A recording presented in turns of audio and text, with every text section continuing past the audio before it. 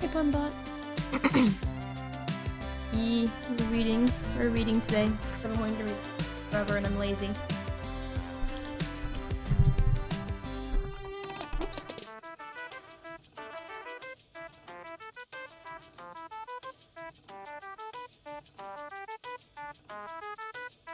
How you doing?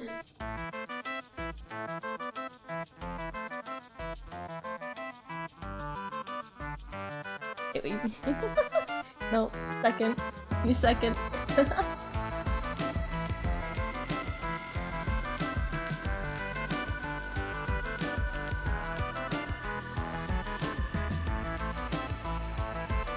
I'm hoping everything works out well. I think I've got shit set up. I don't think I have third. Hello, Neon.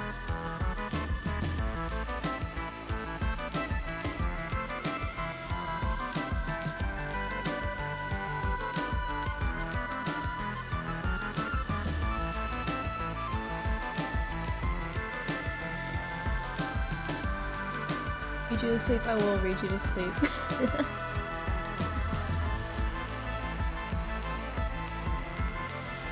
I'm just hoping I've got stuff set up right. I don't think the story time screen you'll be able to actually see the words. I think I have it set up where you might be able to, but the words might be too small. So you'll just have to listen.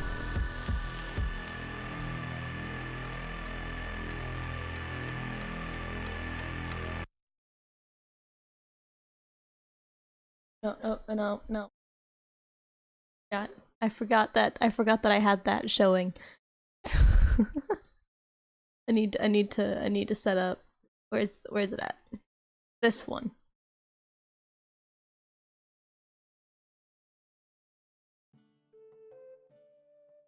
Just for some sort of music. Nope, I still have the wrong. Okay, there we go. Gonna move that over there. There we go.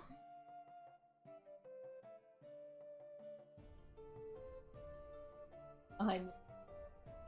Haley's here in person. How's everyone doing today before we start? I get to see it live. Yeah, you get to hear me 1 second before everyone else. She'll be that much more ahead of y'all. I know absolutely nothing about this story, not gonna lie. I read, I think, through to chapter 4, and there's now 18 chapters. And I'm pretty sure it's finished now. I'm pretty sure Bones on the Ocean is completely done now. So, probably won't get through it all today. I'm gonna aim, depending on how long the chapters are, I want to aim to get at least through chapter 9. Because I'll probably end up stopping at around 11 o'clock. We might have to take a lunch break or dinner break at some point because I haven't had dinner yet. So we might have to take a bit of a break for that, but we'll see. We'll see. Are you guys able to see the words on the screen, or am I just gonna, is it just a bunch of blurry lines for y'all? Because on my screen it's a bunch of blurry lines, but I don't know if that's just from my screen or if it's just how it is.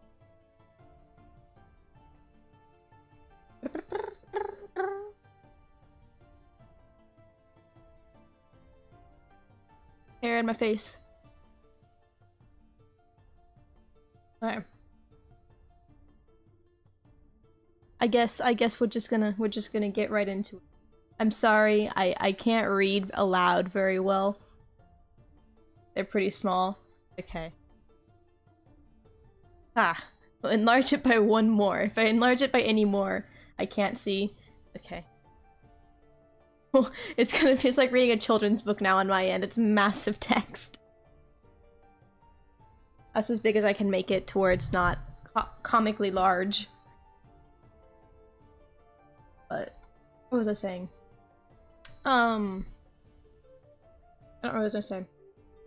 Oh yeah, I'm not great at reading aloud. I feel like I might be a teensy bit dyslexic. I don't know if I am or not. I don't know if that's just my brain processing words faster than what my mouth can speak, or if I am dyslexic. I don't know. We'll figure it out. But yeah, we'll go ahead and start. This is Bones in the Ocean by Bunflower and I believe Wolfie the Witch. Oh, yeah, Wolfie the Witch, who did the character designs and everything like that. It feels like you're reading us a children's book. Yeah, you know, just sit back, everyone, get your blankets, you know, wrap them around. Sit, everyone find a pillow. Everyone find a letter on the mat. You know, sit on the mat. You know, crisscross applesauce. Let me read you a book. Huh? Sit on your hands. Yeah, if you're a bit antsy, I'm gonna have to make you sit on your hands, guys. You know, reading to a murder of crows to sleep. Yep. Ruffle your feathers. You know, get all comfortable, guys. You know, pick your branch. You know, perch for the night. We got a bit of nice, you know, ambience going in the background. Don't load a cable. I'm reading now, so you're fine. Poor Kaylee can't open stream. Kaylee's been silenced today. Kaylee is stuck sitting on her hands today. Okay, let me get into the. Let us get in. Chapter 1. Is a prisoner in the brig of Captain Blade's ship. This is not an unusual occurrence by any means, but the nature of the manner in which he's found himself responsible for said prisoner is. After all, it's not every day that you find a renowned pirate captain shackled to the wall in the port you're meant to be replenishing supplies in. But he won't look a gift horse in the mouth, even if said horse bites hard. Technoblade's hand still aches from getting a little too close during the arrest. Now, thanks to the accusation of said prisoner, he's been forced to reroute. The Navy has a price on the head of every pirate who sails these waters, and the man currently glaring daggers at him is no exception. A dozen Navy ships have sunk to his name, and many more men, countless riches plundered from passing traders and merchants who happen to fall in his path. Pirate Captain Filza, the Angel of Death, has made himself into a living legend, or rather, a curse. He's long overdue back in the mainland for his hanging. Technoblade has no pride in escorting men to their death. There is no glory in trampling upon someone who's already been defeated, but he is well aware of the devastation that's been wrought in the name of piracy. If the rumors he'd caught as a child from the passing merchants at the docks weren't enough to instill fear in the skulls of the crossbones, then his time in the Navy certainly was. He's seen more men fall to the likes of piracy than any other danger out there on the waters. And he's certainly not about to feel pity for one of the most formidable pirate captains on the seas. No matter how hard it is to reconcile the Angel of Death with the man he sees before him. The man in his cell is small and skinny, and not at all what Technoblade had pictured.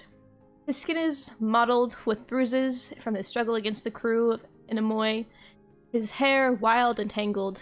He looks more animal than a man, and sounds the part too, having hissed and howled insults as he was dragged through the town square and to the docks. It's almost sad, in a way, to see a man reduced to such a state. He expected the man to match the legend, though perhaps, in hindsight, that isn't quite fair of him. Still, for a man with such a foreboding reputation, he can't help but be a little disappointed by how easily Filza surrendered. Though, his predicament hadn't exactly made it easy for him. Marooned, huh? Fuck off. His prisoner's voice is sharp, scathing. He's purposely avoiding the naval captain's gaze, looking almost bored of its confines. Despite his company standing outside the cell, it's enough of a show of disrespect to spark fury in Technoblade's gut. But what else could you expect from a pirate? What'd you manage to do to piss your crew that much off? Bleh. What'd you manage to do to piss off your crew that much? Philza grins, all sharp teeth and glaring daggers. Wouldn't you like to know? And Technoblade laughs. It's been a while since he's met anyone brave enough to speak up to him like this. He shouldn't have expected anything less from a silver-tongued pirate. Keep your secrets, then, he says, with a wave of his hand. You have plenty of time to think about it down here. Afraid you're on your own, though. This isn't exactly a prisoner vessel. Just one cell. Aw, mate. You're not gonna pay me a visit? There's a smirk on Phil's lips, eerily predatory, and yet the sparkle in his eye is something inquisitive. And he can see the way his gaze seems to linger, hopefully. Solitude is bad for any man, even a pirate, and the cabin boy shouldn't have to be subject to the pirate's taunts any longer than he must. And Technoblade is curious about the man, no matter how hard he tries to hide it, and so he takes a deep breath and sighs, and watches Phil's grin widen with delight. You do care, he says teasingly, with a little clap of his hands. Technoblade merely raises one eyebrow. I'll visit you if... He fixes the man with a long look, and Philza holds up his hand. Lactically? I don't know what that word is. And only if you're on your best behavior. Philza laughs and crosses his heart with his little fox salute for a good measure. You have my word. The word of a pirate, of course, means nothing. Meals will be had once a day, in the evening. Misbehavior will result in the absence of those meals. We only have to keep you alive long enough to reach shore. So I wouldn't try anything funny. Understood? Crystal clear, mate. Good. So are we done here? Can I get back to my nap? Or are you just gonna stare at me all day? Technoblade huffs. Yeah, I'll leave you to it. He deadpans. Got any questions before I go? The soft inhale, so faint he barely catches it. He catches a fist clenching at the prisoner's waist, a straightening of his back as his gaze tilts briefly away from Technoblade, and towards the stairs that lead to the deck. Philza hums quietly and taps his fingers, pondering the question for far longer than necessary before he finally speaks again. Did you manage to catch any of the others? The man's tone is light, but Technoblade is no fool. He catches the gleam in those sharp blue eyes, sees the slightest tilt of the head like a cat ready to pounce, and oh, isn't that a pleasant surprise? It seems he has some sort of leverage to work with after all. Maybe it'll keep that tongue of his in check a while longer, for the sake of Technoblade's sanity for the next few weeks. And so he stays silent, and watches the pirate's face crumple ever so slightly in response. Nothing much a slight twitch of the brow, a downtrum of his lips, but a reaction. Nevertheless, a show of expression other than the smug arrogance he'd been radiating ever since his capture. Interesting. There will be time to unpack that later, but for now... It's a 2-week journey if the winds favor us. Try anything funny, and we'll be moving your grave to the bottom of the sea instead of the gallows. He stays just long enough to see the man's lips curl and a particular finger raise in his general direction before he sweeps up the stairs, leaving the pirate to wallow alone in the brig with only his thoughts and the dim light of a candle to keep him company. The days pass by slowly. Captain Blade spends his time loitering about the deck, muttering soft instructions to his crew, and secluding himself away in his quarters. He pores over maps and charts, their course again and again, and yet there's nothing that can keep the steady nagging out of his mind. On one such afternoon, he lets out a muffled groan, as once more his mind caves into the persistent urge, leaving him unable to focus on his work a moment longer. He wants to visit Philza again. He's taken to bringing the man his evening meals under the pretense of checking on the prisoner, but the truth of the matter is that the pirate captain, oddly enough, intrigues him. The prisoner's stubborn resilience is an annoyance, but impressive nevertheless, and his sharp tongue is growing less scathing with every passing day. There's a mutual understanding, of sorts, between them. They're enemies, but they nourish the barest hint of respect for the other, and so their conversations maintain a sort of civility while Philza eats. Though civility might be a stretch. Pirates aren't exactly known for their manners, and Technoblade's already had food lobbed into his hair once when the meal was deemed unsatisfactory. He stormed out of the cell in a rage, leaving Filza to plaintively whine about his empty stomach, as if it hadn't been his fault it was empty in the first place. He'd spent an hour after washing his untangling his messy braid, all the while muttering curses about ungrateful prisoners. In hindsight, it might have been a bit funny. Regardless of the reasons, he can't deny that something draws him to keep visiting each evening. He knows he should be horrified by his actions, that the Technoblade of the past would be disgusted to see him mingling with a criminal, but he's grown bored of the monotony of his leadership over flat waters, and speaking with their prisoners is the closest thing to excitement he's felt in a long time. And so it becomes routine. Today is no exception. Once more, Technoblade finds himself meandering down to the lower levels of the ship, into the furthest corner where little light reaches, save for the flicker of a candle and the faint streams of light through the cracks of the floorboards above. He isn't fond of the brig, hating the way it's secluded, dreading its narrow walls and tight corners, but the prisoner isn't designed to be comfortable. Filza is waiting for him when he arrives. He looks different today, sat beside the bars, one hand clutching white knuckles around the cold iron. His shoulders are hutched, his back stiff, his eyes glazed as he stares off into the nothingness, jolting only when the steps creak loudly beneath Technoblade's boots. Filza? He can't keep the note of concern out of his voice, taking in the dark shadows under the man's eyes, and the messy, unkempt state of his hair, which curtains his face like a veil as he abruptly turns his cheek. Captain! Filza's voice is short. Clipped, it lacks the usual mirth, instead low and hollow and almost threatening. It's enough to catch Technoblade off guard, and he's abruptly reminded that the man is in chains for a reason. He isn't down here to visit a friend, he's down here to check on the prisoner. He straightens, squaring his shoulders and assuming the commanding posture, staring down at the man who glares right back up at him, coiled tight like a venomous snake ready to spring, striking contrast to his attitude for the last few days, often lounging about his cell, sprawling out on his back or kicking up his feet. He looks defensive, feral almost, his lips curling and his muscles tensing like a cornered animal. What's wrong with you? And oh, that didn't quite come out the way he intended, but he's never been the best at softening the blow, and so the harsh words spill from his lips before he gets a chance to bite them back.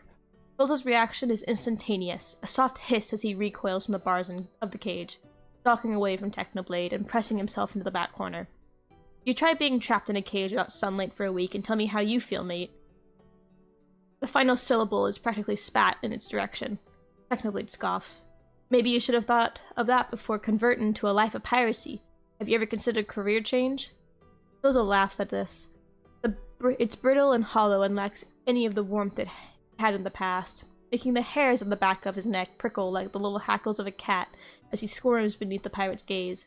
It's piercing, level and cold as ice, and the man seems to take a moment to stare into his very soul. He makes a soft sound, somewhere between a hum and a growl, and Technoblade isn't sure he liked what he saw there. Have you? Being the Navy's personal dog doesn't suit a guy like you. Better than murdering and pillaging innocent people for a living. He snaps right back, and swallows back the uncomfortable flicker he feels in his throat when he catches the slightest flinch in response. He's poking an angry bull, but by God does it feel good. And after the days of insults and mockery he's received. Innocent? Filza hissed, baring his teeth. You think the Royal Navy is innocent? You think you're out there doing good? He laughs. And this time, it's bitter and condescending. It makes Technoblade's blood boil. Mate, have I got news for you. I'm no saint. Never claimed to be. But your boss, the Crown, he's an absolute piece of shit, if I ever saw one.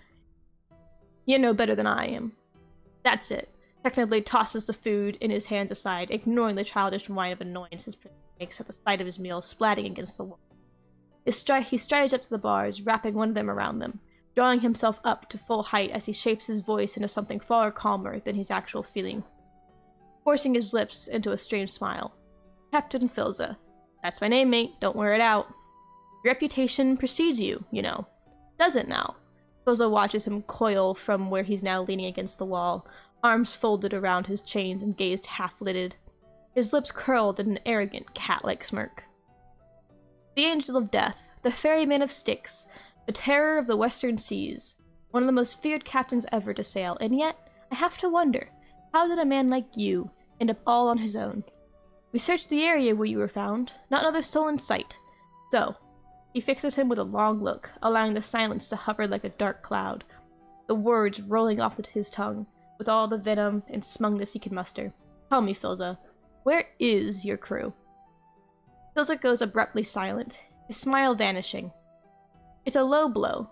Technoblade knows it is, but by gods, he had just about enough of the pirates' connivening lies and teasing tongue. Only Philza suddenly averts his gaze, but before he does, Technoblade catches the faintest flicker of something dark amidst the blue. A flash of something deeper sorrow. He blinks, and it's gone, replaced with something far closer to rage. Philza's smile does not return. The room feels dark and quiet. Sad. So perhaps Technoblade feels the faintest regret after all. The silence between them stretches on for far too long before Technoblade eventually clears his throat. Right. I'll have the cabin boy bring all your meals from now on. Philza looked nearly ready to argue at that before his jaws clicked shut once more, a sneer twisting his features into something ugly. Technoblade plows on. Just a few more days. I'll see you when we reach the shore. He fails to mention that the arrival at the port will be their final meeting. He doesn't think that he can still make attending the execution, not after he started to see the man before him as Philza, rather than Captain Philza, or the Angel of Death, or even just a mere pirate. No, he can't watch, nor can he stand to feel the spiteful gaze linger on any longer. And so, like a coward, he turns and flees, and tries not to remember the too human look of grief in the prisoner's eyes. The brig is eerily quiet behind him. There's a storm brewing. Technoblade can smell it in the air. He can feel it in his bones. Any captain worth his salt knows to recognize the first warning signs long before the arrival. The sky is clear and blue and bright, but he has long since learned to trust his gut, and so with short, clipped words he ordered his crew to their positions, bracing the ship for what to come. Sails are secured, lifelines tied, hatches battened down while Technoblade scrutinizes their work with a careful eye. You can never be too cautious out on sea. They're miles away from any coastline, still at least a day's journey from the destination if the winds are in their favor. They'll need to navigate the storm cautiously. Luckily for his crew, Captain Blade has always been the epitome of over-preparation. The crew of the Anemoi has full trust in their captain to see them safely through the storm into the shore. Why does this book have so many big words? Guys, I'm not smart. The prisoner is less confident in his abilities.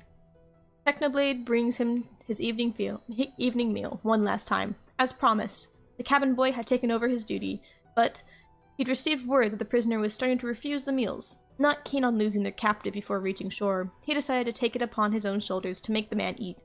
He'll force him, if he must. Never mind that the prisoner didn't need to be at his full strength for a hanging. He expected to be cursed at, be screamed and mocked, or even to receive the same silent treatment he'd been given at the end of their last talk. But what he does not expect is exactly what happens. The man takes one look at him, tips his head back, and laughs. Eh? This only serves to make Philza laugh even harder. His head thumping against the wall and his chains rattling as he giggles like a child, till his cheeks tinge pink and tears glitter in the corner of his eyes. Only then does he stop, heaving for a breath and waving a hand around to fan his flushed face. Technoblade just stares blankly and unamused. You're fucked, he wheezes, doubling over as far as the chains will allow him, the meager scraps of food abandoned at his feet. Should have stayed at port for this one, mate. Technoblade's lips curled into an ugly sneer at the callous turn. Hope you're not too attached to this piece of junk. It's not going to make it out of the storm in one piece. Philza gives a condescending pat on the wooden floorboards he's resting on, all the while holding Technoblade's gaze with the same cool arrogance he's come to loathe in the past 2 weeks. It's just a storm. We've braved a dozen before. Philza's delight only grows. Keep telling yourself that, mate. But if I were you, I'd be saying your prayers now. And the boat lurches. Technoblade steadies himself again at the wall as Philza's cackles grow louder and louder. And as the ship begins to steadily bob, and the nearby candle is snuffed by a strong gust of wind that cuts down the passageway and into the narrow space, bewildered, he glances up towards the deck as footsteps begin to pound overhead. There's no way it could have reached them so soon. There hadn't been so much as a cloud on the horizon when he descended to the brig, unless this isn't just any storm. I think that's your cue, Captain, the pirate grins and tosses his head up towards the steps. Go on now, good luck! And then he's laughing again, laughing as Technoblade surges up the stairs into a thunder of pounding boots against wooden planks, laughing even as the door slams shut and leaves him in total darkness. Technoblade throws open the door and steps outside. Water sprays his face, salty and cold and unexpected, as he steps back up onto the deck. The ship gives another violent rock, and it's then that Technoblade notices the line of clouds beginning to brew on the horizon. Heavy and dark and swirling in the way that's making the waves froth around them, tossing the ship back and forth between the storm has even set upon them. It's approaching, thundering towards them with a sound as loud as the heavens themselves beginning to crumble, and it isn't slowing. They're not going to be able to outrun it. Technoblade curses, vaulting up the quarter-deck to stand beside the wheel, where his helmsman is already grappling to keep their course steady. "Stow the cannons," he shouts, gripping the rungs with white knuckles. Taking over his helmsman goes to just that. All other hands preoccupied with securing the sails. If they can't outrun it, they can't risk having them open. Storms out on these waters can tear sails and masts alike, and a broken mast would spell certain doom for the entire crew. And it takes half of his men to secure them, leaving the rest floundering to douse the lamps and other hazards around the deck. It's pandemonium in the minutes before the storm surrounded their ship in the darkness. Amidst the din of the stampeding feet and panic shouts, he can still hear faint, cackling laugh of Philza ringing out. For some reason, it fills him with a sense of eerie dread. The storm sets upon them with savagery only the seas itself possess. The crew of a Nomoi is competent and quick to act under the pressure, but the winds are violent and the waves high, and their vessel is quick to throw off course. They fight an uphill battle against the ocean's wrath, and it's akin to a single, foolish man taking on an entire army of single-handedly. They are hopeless in the tide, tossed about and turned around, the wind howling around them like an angry chorus. Thunder booms around them, and lightning cracks across the sky. The heaven opens up to flood them with torrential downpour so heavy they can scarcely see through the spray. And then disaster strikes. Lightning splits the skies once more, and the central mast goes down the pillar of fire and flames and smoldering wood. The crew reels as it smashes into the deck with devastating boom. The wood splinters beneath its weight, tearing a hole in the hull, and a deck quickly dissolves into chaos as water begins to spill into the lower levels of the ship. And then it's every man for himself. All pretense of order abandoned as the crew realizes their fate and begins to make for any semblance of safety. The ship is going down. Whether to terror in its hull or the might of the waves bearing down on them, one way or another, they may only have moments left in this world. Technoblade isn't a religious man, but as he stands alone amidst the shouts and screams of his crew, he finds himself following Philza's earlier advice and praying to whatever God might hear him for a way out of this. Philza. Regretfully, he shoots a look at the now flooded stairwell. The prisoner had been forgotten in the scramble, and he pites himself, for death by drowning is an unpleasant and dishonorable way to go. Chained and bared as he was, it's unlikely he's still alive. Even if by some miracle he's managed to find a pocket of air in the flooded lower level of the ship, Technoblade can't spare the time that would take to save him. There's no use in rescuing a man that's already on death row, not when the fate of the rest of his crew is still on the line. He shouts orders as best as he can, but they're lost in the rush of wind and rain and sound, leaving his crew to fend for themselves. Technoblade makes to guide some of the stragglers to the lone dinghy at the ship's starboard, but it's already gone. Though lost to those who had come first or the sea's cruel grasp, he isn't sure. It doesn't matter, because in the next moment, a wave sweeps over the deck and knocks his men overboard, ripping a sorrowful cry from him as he watches their heads bob once, twice in the water before being sucked into the dark depths below. He can do nothing but watch as their souls are lost to sea, for it takes all he has to cling to the railings himself, lest he is swept away. And then he sees it, the biggest wave of all, towering over the ship, so massive in its size that it dwarfs the one of the Navy's largest vessels in its shadow. Technoblade freezes in its place. The screams and shouts of men around him, muted beneath the roar of blood in his ears as he looks to the eyes of death itself, and finds that he fears it. For all his strength, for all his wits, for all his cunning, Captain Blade has but one Achilles heel. He's never been the strongest swimmer. So when he is tossed overboard alongside his remaining crew by the wave as it crashes over the deck, he sinks like a stone. He fights his way back to the surface on pure strength alone, but he's only able to catch a breath before he's knocked right back down under by the next wave. Salt water fills his mouth and throat reflexively. He coughs, which is only worsened by the burning in his lungs. The world is swirling around him, and he's got no clue which way is up or down as he's tossed about like a rag doll in the swirling curtains of the storm. He clawed desperately for purchase in the frigid waters, but to no avail as the depths of the sea sucked him further and further below. It becomes harder and harder to keep fighting the longer he's under, a steady cold dragging the breath from his lungs, numbing his limbs and slowing his heart to a dull, steady beat. A pleasant emptiness begins to fill him, the burn in his lungs diminishing to a tackle as he stares off, half-lidded at the ruins of his ship as it sinks into the watery grave.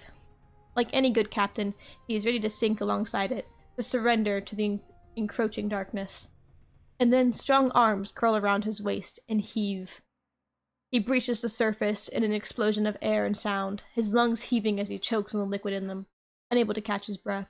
Something strikes the space between his shoulder blades hard, and the next cough sends the water spilling from his lungs in a rush, burning his mouth and nose until he can finally, blessedly breathe. It's only then that he hears the panic shouts over the roar of the storm, and feels the way the hands on him have begun to slip. He clings desperately to his savior, unintentionally shoving them beneath the waves for a moment before they resurface with a cough and an angry snarl. "Fucking shit, swim, you idiot! You'll drown his berth!" He doesn't recognize the raspy voice at first, not until the water clears from his ears and he catches a glimpse of the bright blonde amidst the dark, choppy waters around them. It's Filza. His own prisoner is saving him from a certain death, miraculously free from his cell, though there are still chains clinging to his wrist. His enemy's teeth are bared in a desperate snarl, and then a boot strikes his shin, and he's reminded promptly to kick. He treads water like his life depended on it, and while clinging to the pirate like a lifeline as the man makes for the nearest piece of rubble floating amidst the towering waves. Only it's not rubble at all. It's the ship's lonely dinghy.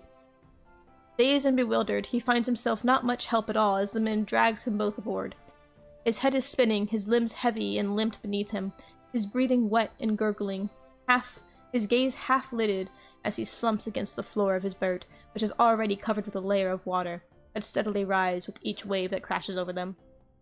He's content to just lay there, gasping for breath, but a boot nudges his ribs, none too gently, forcing him to roll over and stare up at his rescuer. Captain Filza blinks down at him, the wind tugging at the sodden blonde strands, fresh crimson staining down his cheek from the cut above his brow, a wild grin stretching across his face. He's on his feet in a second, the boat rocking violently beneath his feet, threatening to pinch him forward into the waves. He hears a surprised shout from the pirate, who nearly loses his own balance, gripping onto the side of their little raft, with white knuckles and a glare so sharp it could cut steel. Technoblade pays him no heed, drawing his weapon with an unsteady snarl.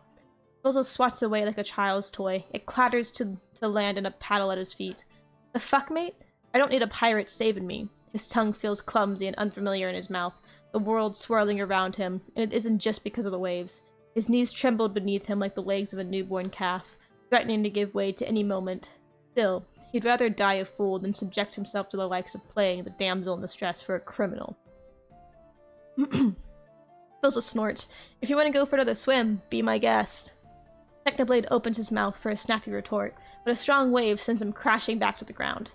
He catches himself with his wrist in inch-deep water and stays there, feeling more like a drowned rat than a dignified naval captain.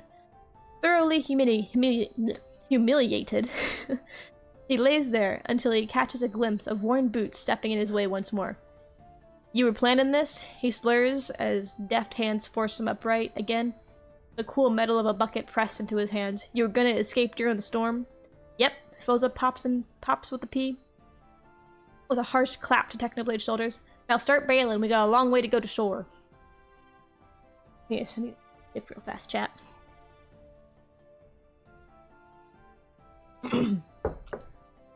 He's not really sure how they'll make it back to shore in a tiny dinghy manned by a crew of 2, but somehow they do it over the span of a couple more days at sea.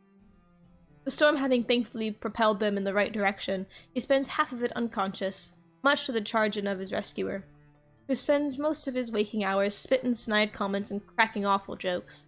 He laughs along to shut him up faster, not because he finds him funny, and they only increase in frequency. Needless to say, his pounding headache caused by near drowning and subsequent dehydration has been sufficiently worsened by the constant chatter of his companion. Philza is an endless stream of noise, talking to himself when Technoblade won't or can't reply, keeping himself occupied with mindless tales of his escapades which Technoblade definitely didn't care about to hear. He's only leaning forward because Philza's speaking too softly, okay? He hates every minute, though somehow it's not the worst 2 days of his life.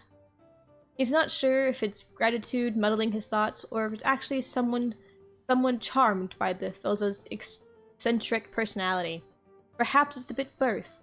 In the end, because he can't look at the man he once considered the enemy without feeling those arms lifting him up and seeing blonde hair like a halo of light amidst the storm. An angel indeed. An angel of death there? He's still not certain. Despite the rumors, he can't seem to correlate his goofy man to the one of myth. The tale spoke of the man as merciless as the sea itself, of certain death for any ship unfortunate enough to cross his path. The Philza he sees is light-hearted and warm, if a bit guarded by the stories he tells are not ones of cruelty and death, but of triumph and wit and adventure. He listens as the pirate weaves stories of great battles and dangerous stealth missions, of glory and conquest and comradry. What strikes him as the most peculiar is the way this man's pride seems to vanish when he speaks of his crew. Callous words sprinkled with obscenities, somehow radiating only the most gentle fondness and appreciation. It's not hard to see the man's love for his ship and the men at his side, especially when he accredits his success to them, and it makes Technoblade wonder what could have possibly happened to turn them against him so strongly. He doesn't dare breach the subject, for fear of being tossed overboard. Philza touches upon it, though. He often gets so caught up in reminiscing that he forgets what got him in this situation in the first place.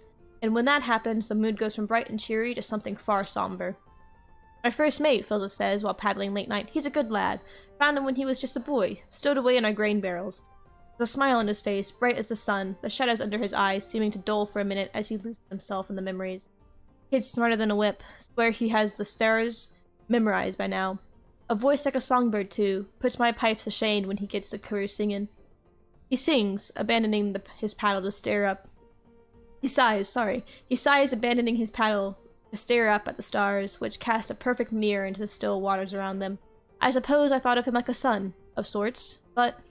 He breaks off, his voice peeling off into a briefly nervous laughter. The shadows over his eyes return. Guess he didn't quite feel the same, huh? Technoblade, half-conscious, in a world of pain, merely grunts. Philza goes quiet again after that. His stories peter off into short tales that lack his usual fire.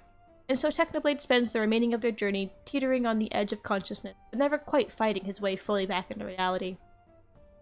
When their boat mercifully bumps against the old wood of the docks of a small seaside port, he barely notices as strong arms hoist him up out of the boat.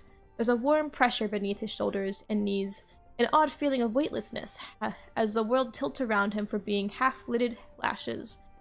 He's suddenly all too aware of his body's exhaustion, of the dryness of his tongue, and the lips and the old gurgling in his lungs that tells of water not properly expelled. There's a commotion around him, a multitude of shouts. He vaguely registers Philza's voice, oddly calm amidst the panic, and then new arms are lifting him up, pulling him away from the pirate. There's a soft jingle of coins. This should be enough to cover his care. Clearly, he opens his eyes to see Philza staring down at him with an inscrutable expression. The man's face twists into a smile when he catches Technoblade watching, and then he winks, and raising a single finger to his lips with a tilt of his head. See you around, mate. The last thing he sees is Philza vanishing into the crowd, his merry laugh breaking through the soft murmurs of the people gathered around him. And then, the pull of unconsciousness becomes too great to ignore, and the world goes dark once. Stop. Woo! Chapter 2. I need more water.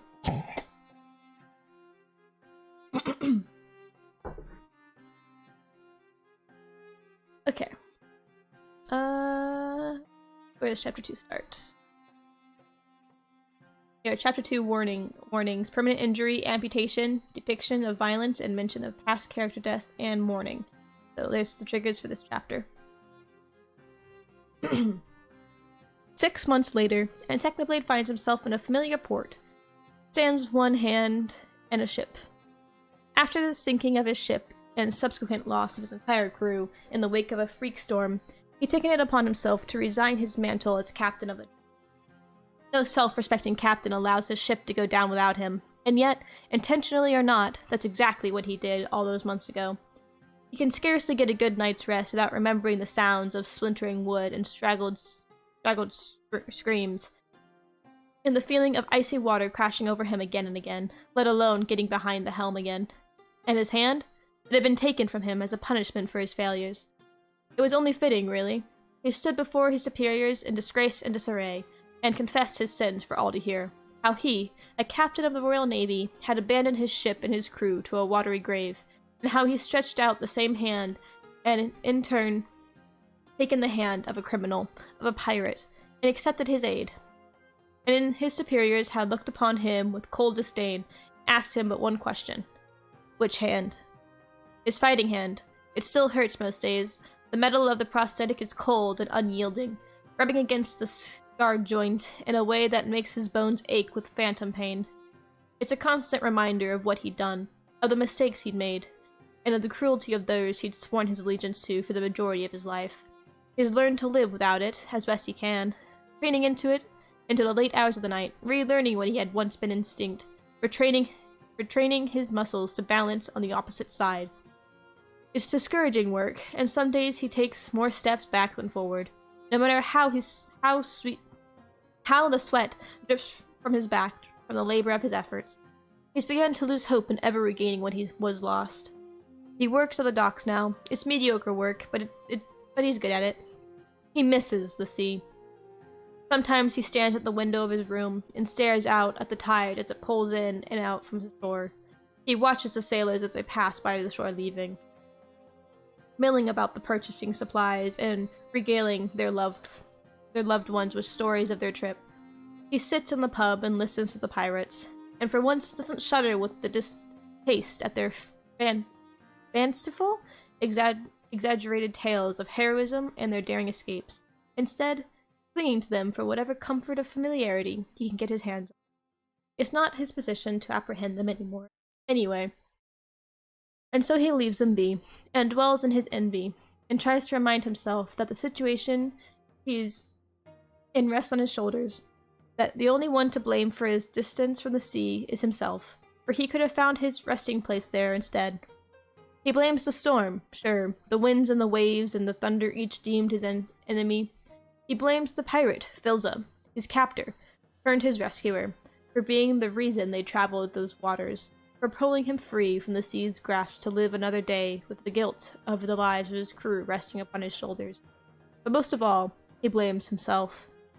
He keeps a journal. In it are the names of every single member of his former crew, every life lost to the wreck. He inks their names again and again, committing them time and again to his memory for fear of ever forgetting how much they meant to him. They were his comrades, and he their captain, and he thinks he'll live forever with the burden of being the only one to make it out of the wreckage alive. There are no bodies to recover, no belongings to return to their grieving families. Everything went down with their ship, now resting somewhere on the ocean floor. All he has left is the memories. He distracts himself with his work, mostly. He puts his shoulders in the grindstone and works the docks from sunrise until sunset, carrying crates of cargo and helping the ships make port, securing them to the docks with lines, and helping to lower gangplanks. He wakes up, watches the sun rise over the horizon, goes to work, and returns just in time to see it set. He loses himself in the familiarity, though a persistent tug remains in the back of his mind forever, calling for something he can't have anymore. Ooh. It's on a day like any other that the monotony finally comes to an end. He's helping a crew of tired merchants unload the supplies to the dockside market. The docks are unusually busy today, teeming with crews from all walks of life. Pirates and wealthy lords walking alongside one another without so much as batting an eye. He's feeling a bit of the stress from such a crowded dock, struggling to navigate around clusters of unaware bystanders as he and the other dockhands carry the precious cargo. He sets down his barrel and leans on it for a moment as the hot tropical sun beats down on the back of his neck, wiping the sweat from his brow with a sleeve as he casts his gaze out over the scene before him. And then, across the crowd, he sees him. A shock of blonde hair tied up with a messy old bandana, a worn green coat and a dirty face, a cocky smile. He stands amidst a smattering of men beside the docks, alongside a small, sleek vessel, built for speed and swiftness across the waters rather than the brute force of a Navy ship. His laughter rings out through the open air amidst the cry of the gulls and the roar of the waves. And for a moment, Technoblade is back in the dinghy, clinging desperately to consciousness as he's regal tales of adventurers past. And then he's back, and laughter has stopped, and Captain Filza, the Angel of Death, is staring back at him. He's moving before he can even think, pushing through the crowd on feet with wings, faster and faster until he's practically jogging. He rushes at the man, intent on, well, he's not quite sure yet. He's torn between a few options, but nevertheless skids to a halt directly in front of him, watching as a myriad of emotions flicker across the pirate's face. Shock, confusion, anger, speculation, and happiness? Hey mate, Filza says brightly, and Technoblade punches him. Filza reels the sound, filling the area with heavy thunk. The crowd around them falling silent to watch the confrontation unfold. A crow, previously perched unnoticed on the man's shoulder, takes to the skies with an indignant squawk. Filza staggered backwards, clutching at his jaw, and for a moment, Technoblade forgets how to breathe. He's just punched Filza, the most renowned captain in the seas, a man with 24 sunken ships to his name and a reputation of death and destruction that follows him, like a shadow wherever he goes. The Angel of Death, the menace of the western seas, former captain of the Styx herself. And then Filza straightens, looks him in the eyes, and laughs. Suppose I deserve that one, he chuckles, and Technoblade is left to stare as he rubs at the rapidly darkening mark along his jawline. Fucking hell, mate. Felt like getting hit by a brick. It's only then that he realizes his knuckles aren't stinging. He just punched Captain Filza with his prosthetic. His iron prosthetic. Sorry? Filza waves him off, even as a few concerned companions step forward towards him. A young blonde boy sputtering insults while his smaller companion grabs at his sleeves to stop him. He spits out a little blood and blinks the fresh tears out of his eyes, his smile never faltering. He looks so jovial, so unconsidered, that it's almost hard for Technoblade to remember why he was mad in the first place. It's all good, mate. He pauses his ministrations, wincing as he presses a little too hard against his new bruise, and casts a thoughtful look down. New hand? Ah, now he remembers. All of the emotion from the past 6 months comes flooding over him, unbottled and unrestrained. He grabbed the man by the shirt, yanking him forward until they nearly nose to nose, and his anger only grows when that damn smile, coy and mocking, refuses to slip away at the threat. He wants to wipe it right off the man's smug mug. It's the least he deserves for what he's done, for how he's ruined his life. For as much as Technoblade blames him for the loss of his crew, he blames Filza for the subsequent loss of his career and his hand. You bastard, he growls. That's me, Filza quips, his grin suddenly all too sharp. I lost everything. Oh, don't be so dramatic. The pirate wrenches himself free. Hardly everything. You're still alive, aren't you? You're still here? He huffs. Could have left you there, but it seems old Filza's still a big frickin' softy after all. You should have left me. And oh, he's shouting now, shoving his fingers in Filza's face. At least then, I wouldn't be the only one left. I saved your life. You ruined my life. Filza bares his teeth then. You ruined your own life by joining them. Technoblade's hand aches with the phantom pain. Don't you dare. You cost me my ship, my crew, my hand. Now that just isn't fair, Filza snarks. But his brow is furrowed, his obnoxious smile beginning to drop, his hackles raising. You wanna blame me for saving you? Fine. But don't take your self-pity out on me. We've all lost people. Get over it. Crack. His knuckles, this time, flesh and bone, connect hard with the pirate's nose. Filza reels. Oh, you motherfucker. And then Technoblade draws his sword, and the fight begins. There's a shrill scream from a passing woman as the crowd parts around them, tripping and stumbling in their haste to get away from the weapons that have been drawn. Someone is calling for them to stop, but Technoblade pays them no heed, surging forward to clash against Filza's cutlass. Pirate grits his teeth, a low, breathy snarl slipping past his lips as they duel. His steps light as swift as he dances around Technoblade's blows. Hey Vulcan, hello Raiders. we're reading books. Hello. I don't wanna interrupt too. But yeah, we're on chapter 2 now. Find a seat next to my crows. I hope your stream was well. You know, crows make room for the raiders, you know, let them sit on the mat. Get your blankets, get your hot cocoa. We're reading Bones in the Ocean. His fighting style is infuriating. It's in such striking opposition to Technoblade's own that it makes him nearly impossible to hit. Whereas Technoblade fights with the force and hard, heavy strokes, Filza is light on his feet, ducking and weaving around every strike, his own lightning fast as they nick at Technoblade's arm and calves. They're shallow, but they sting like hell, and Filza's face quickly shifts back to the damn smirk, and soon the spaces between blows are filled with teasing laughter and short, mocking quips. That the best you can do, mate? Technoblade grunts as the tip of his blade catches his cheek, streaking the side of his face in warm crimson. He retaliates with ferocity, landing a graze across the pirate's ribs. The lightning in a hiss, it licks.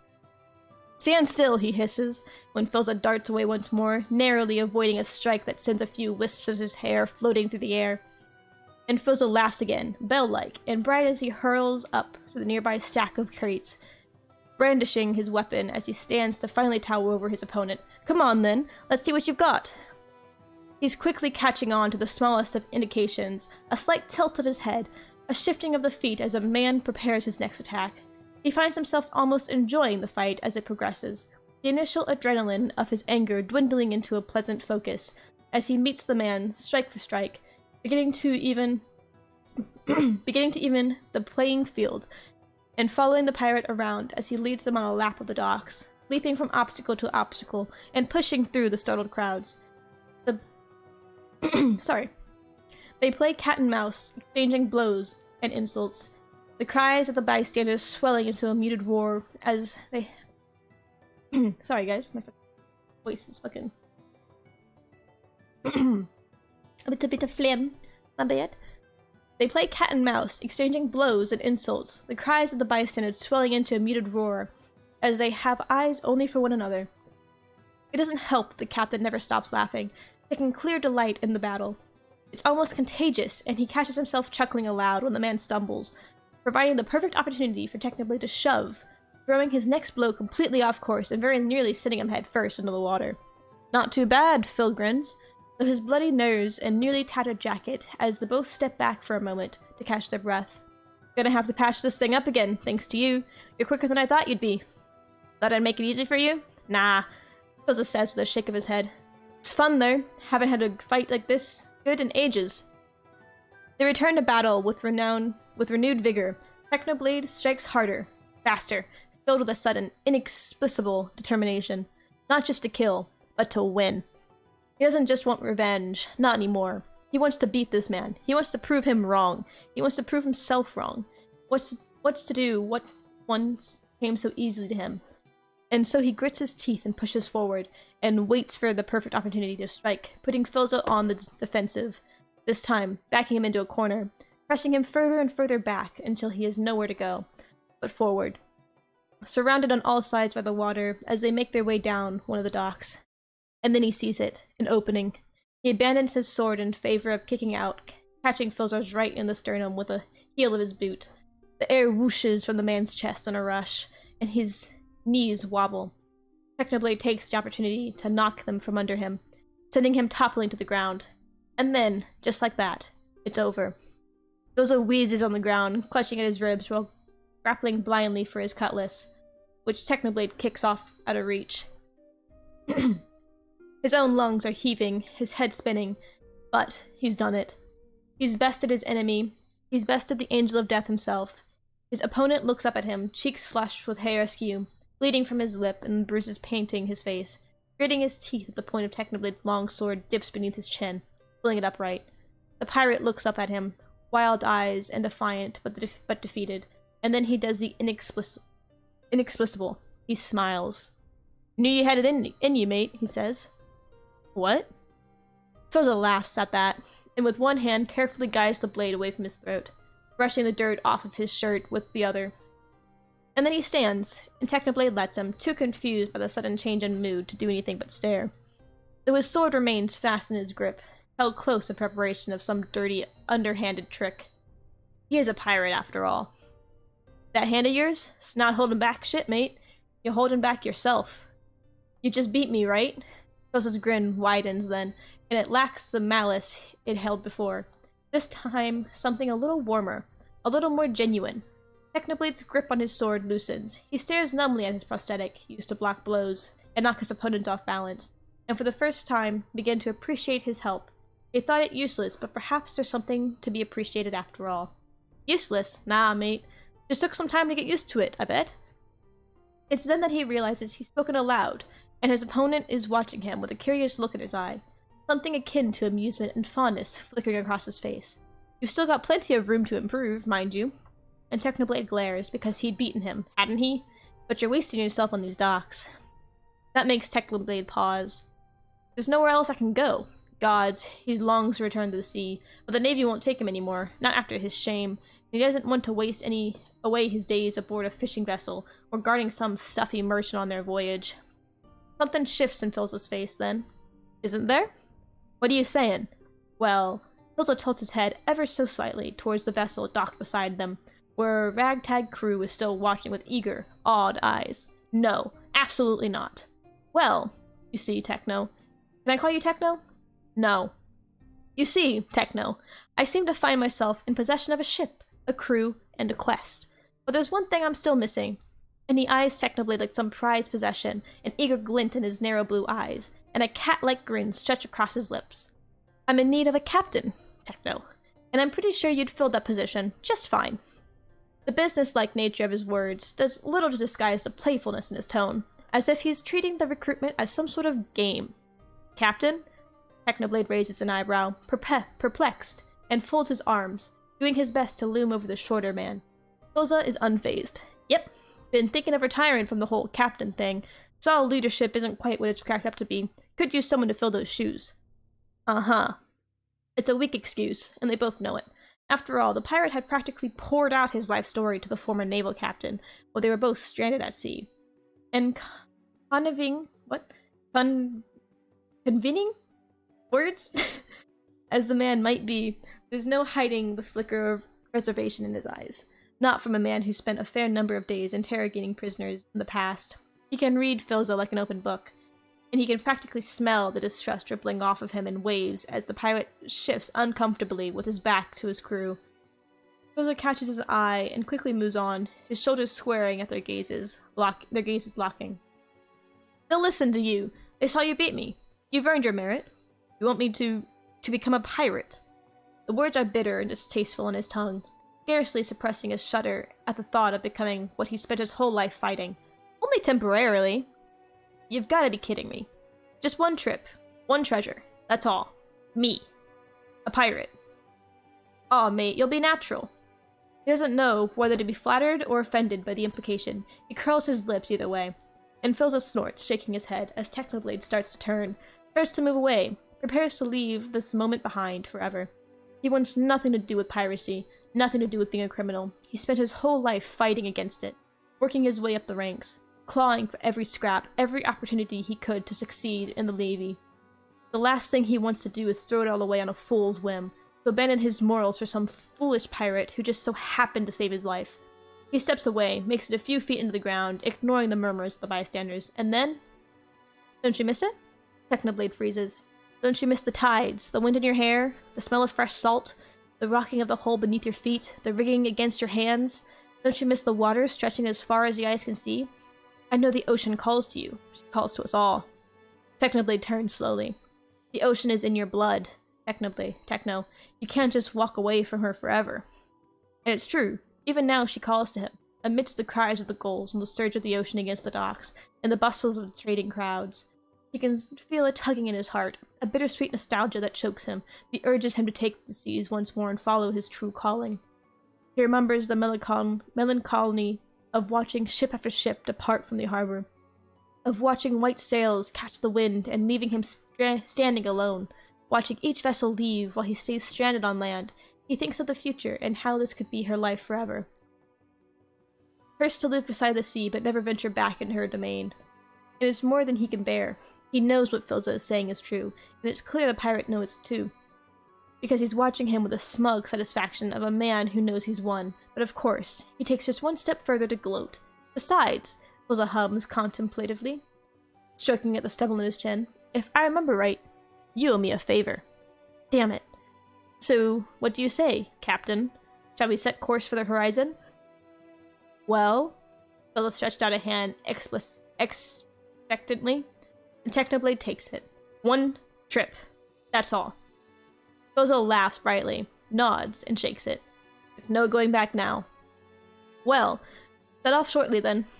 Oop, I don't know why I paused for that. Gather your things and meet the crew back here by noon.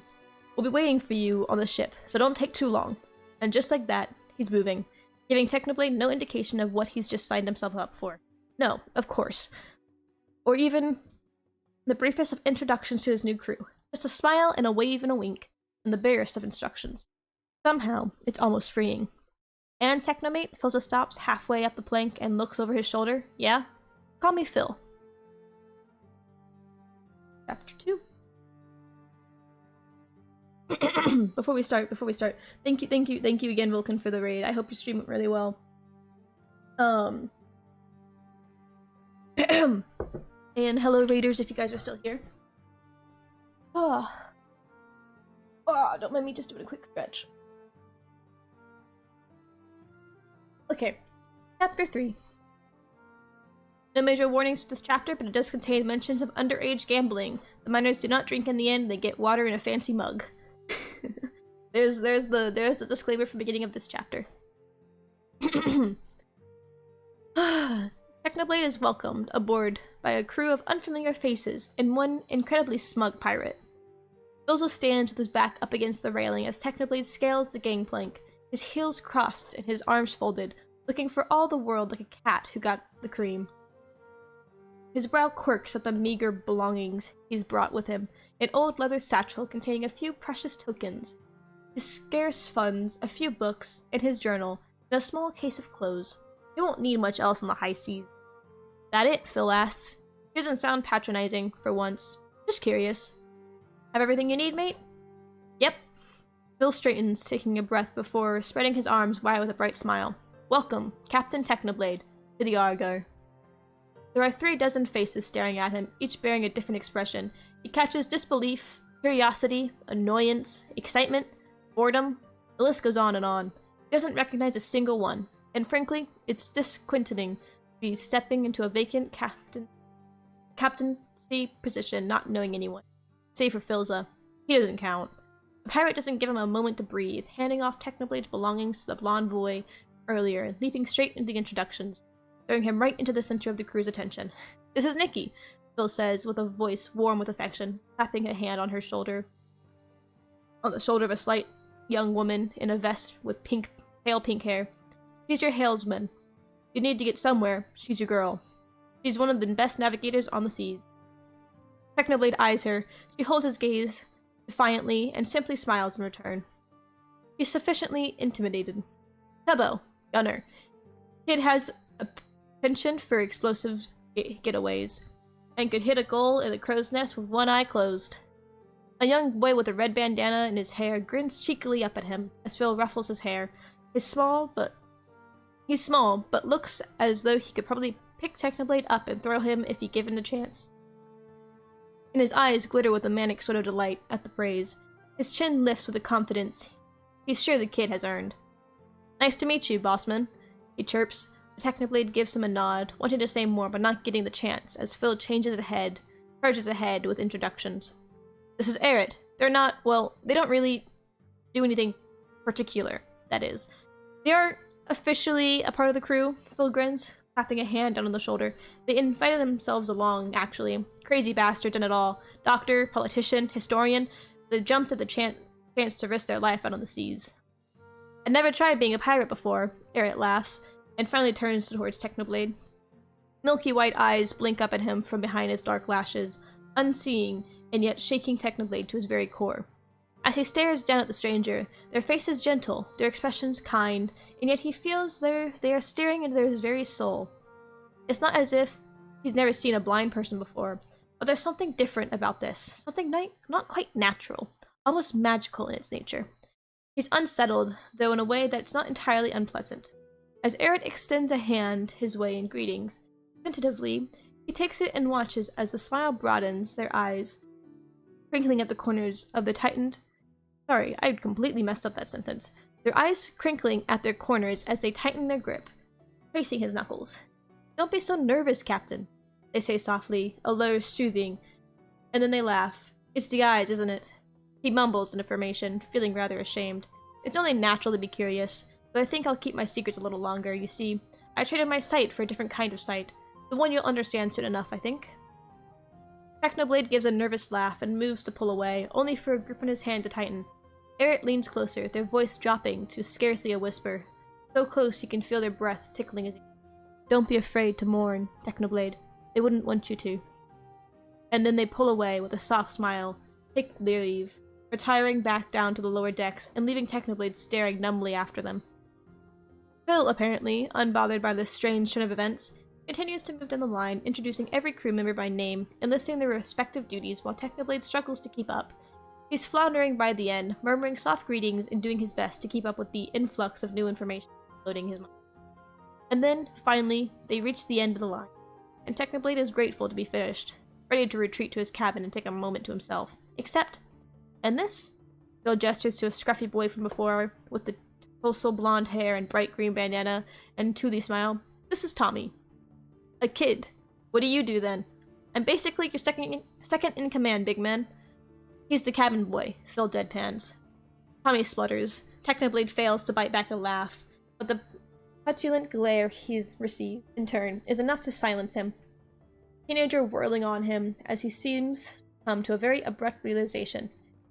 "You punched Phil," he hissed up at Technoblade, his lips suddenly curling. "I did." "You punched Phil," the boy repeats, and he looks halfway between being impressed and being ready to punch Technoblade's lights out.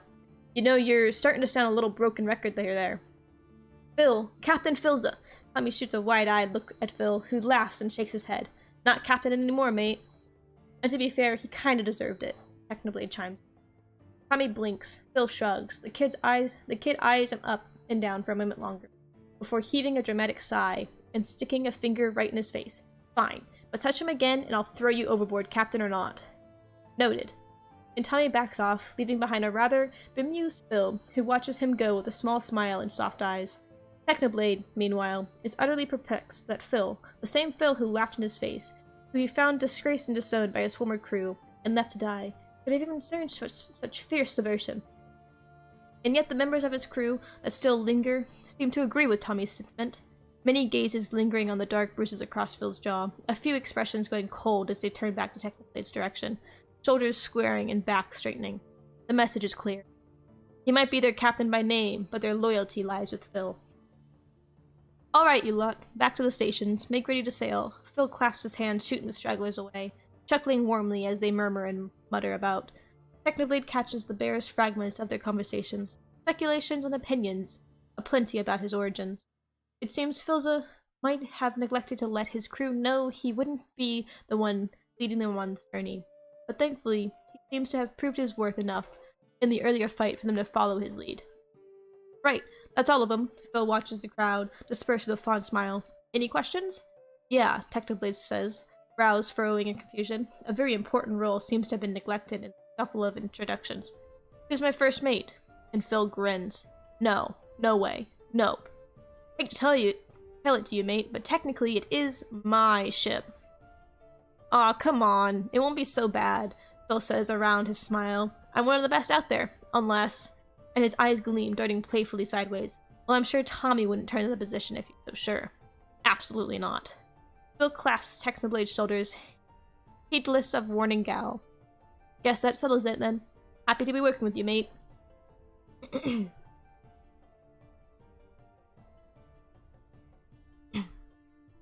Technoblade wakes up to the sound of a sea and the caw of a crow.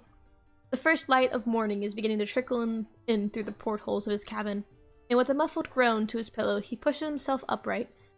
The cool ocean breeze is filtering in through the crack beneath his door, tugging playfully at his hair as the boat sways lazily beneath him. Suddenly faced with the sprawling sea out his window, and the smell of salt and the steady creak of wood with each sway, everything suddenly feels very real. This is it. He really did it. He joined a pirate crew. He betrayed his ideals, and he's back at sea again. He's stuck by the rush bittersweet nostalgia so strong it nearly bowels him over, leaving the cling to the edge of his bed. He missed it so much, being back on the tides, feeling like slipping on an old worn glove. It's so comfortable and familiar, fitting to him like a missing piece of his soul. And so he pushes aside his reservations for just a while longer, and allows himself to pretend that he hasn't just sold away his life's work for a fool's hope, for one last shot at something he no longer deserves. He carefully straps his prosthetic on, grimacing at the press of the cold metal against his scarred skin. It's a feeling he'll never quite get used to. The presence of that familiar weight, coupled with the absence of any true feeling. The first time he truly come to terms with it had been a few months after his recovery. He caught it between a crate with a force that would have shattered bones, and hadn't even noticed until he tried to pull away and felt that familiar tug. He hadn't slept that night, nor many nights after. His gaze sweeps idly across his cabin. It's a simple thing, nowhere near as extravagant as his precious accommodations in the Anemoy. It's outfitted with a simple desk, bookshelves, and a broad window that spans across nearly the entirety of one wall, allowing him a breathtaking view of the sea. It's smaller than he used to, and the amenities are cheaply made, yet somehow feel far more secure in it than his old home by the docks. He's interrupted by another crew call, this time louder than the last. When he turns to look, a crow is peering through the glass at him, tilts its head, and seems to ponder him when their gazes lock. For a moment, Technoblade didn't dare to breathe, utterly perplexed by its turn of events. After all, a bird shouldn't be this far out on the getting tongue-tied. Birds shouldn't be this far out from shore. Before he remembers, the bird had been resting on Phil's shoulder back at port. It must be a pet of some sort, though the way it scrutinizes him made him feel as though it's too intelligent to call it that. The bird studied him for a moment longer before making a soft, throaty noise and departing in a flutter of darkness, leaving him alone in his quarters once. Gods, his life just keeps getting weirder. He's still not fully convinced he's awake, moving about in a dream like days. Everything's happened much too quickly, his whole life changing in a... It'd be too easy to just believe that it's all a dream, that between one moment and the next he'll wake up in his bed back at shore. But then his hands, skin and flesh and bones, meets the cool metal of the door handle, and he feels that steady breeze whistling through the cracks, and he knows that this is all very real. He just has to take the first step, and he does. Technoblade pushes open the door to his cabin, and is met by a rush of wind and the familiar roar of the sea. He steps out onto the main deck, and a few murmured voices greet him. The sun has barely risen, so most of the crew are still asleep in their hammocks below, save for a few that took the night shift to man the nest stations. They blink drowsily at him as he moves swiftly to the bow of the ship, overlooking the sea as it sprawls infinitely on in every direction. It's so large, so wide, that most men find themselves panicked and afraid their first venture at sea, but Technoblade has only ever looked upon it with the fondness and familiarity of an old friend. He takes a deep breath and tastes the salt in his tongue. It's good to be back. He used to take it slow mornings, like this on his old vessel.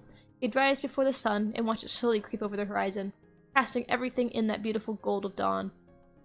It had always been the highlight of his days, no matter how much he enjoyed his duties, because even if only for a moment, it had been just him at sea. Now those memories are tainted with the bitter sorrow of loss, but he can still look on them with fondness. Even this morning doesn't feel quite the same as it once did. He savors the sea's company for a moment longer before turning his attention to the ship herself, drinking in every inch. She's in pristine condition, well loved, and immaculately cared for, and he runs his hand along the shrouds with appreciation. She's smaller than his old ship, but quicker too. Quicker, too, swift and sleek on the wind, but he has no doubt she'd give the Anemoy a run for her money, with the latter still afloat. His old ship had been built for battle, not speed, with a dozen more cannons and a heavy hull that would scrape against even the slightest shoal. The new ship still feels cold and unfamiliar, next to the withered wood of the Anemoy, but he's sure with some time he may still come to see the same affection. But for now, he needs to talk to Phil. He's got no idea where they're headed, or what the plan is. He's got a title and the power to come with it, and pretty soon the crew is going to be looking to him to lead. Except, he has absolutely no idea where he's meant to be leading them to. Damned pirate, he squints at the meager crew around him. There's no sign of that familiar blonde, ragged green coat anywhere in sight. He looks at the helm. There's nobody there, save for a sleepy-looking pink-haired woman hovering at the wheel. She gives a little wave, and he nods stiffly back, his lip curling as he turns away to continue his search. He's halfway to the mate's quarters, fully intent on barging in to demand his answers, muttering softly under his breath. If he's sleeping in while I'm out here trying to pick up the slack. Hey, bitch! Technoblade sighs and turns his face to the scruffy kid, charging his ways like a bull. Dirty-faced and bright-eyed, he boasts a confident grin as he strides up to Technoblade, puffing himself up until they're nearly nose-to-nose. Hey, kid, he grunts dryly. You seen Philza around? Been looking for him all morning. He didn't fall overboard, did he? Tommy rolls his eyes. Just look up, dumbass. Didn't they teach you anything in the Navy? Sure enough, he looks up and hears the cackling laugh from the crow's nest far above.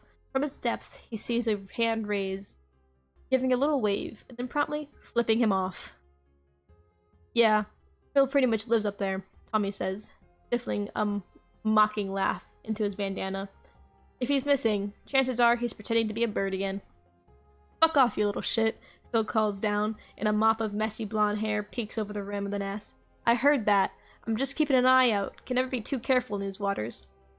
Tommy dissolves into a choking wheeze, clearly not taking any offense to Phil's crass of words. Cheeks tinging pink as he gives a little shake of his head.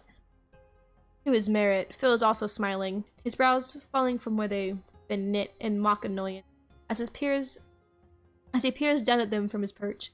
The wind tousles his hair, and Technoblade watches as the man leans into his touch, eyes fluttering shut. Golden hair hollowed in the morning sun, he spreads his arms a little, his fingertips catching the breeze, and for a moment he truly does look like as if he's flying. He looks peaceful, free. Technoblade is struck by the sudden, inexplicable desire to join him. And then the moment ends. Phil shakes himself, and in one swift movement, swings a leg over the side of the nest, leans back, and plummets.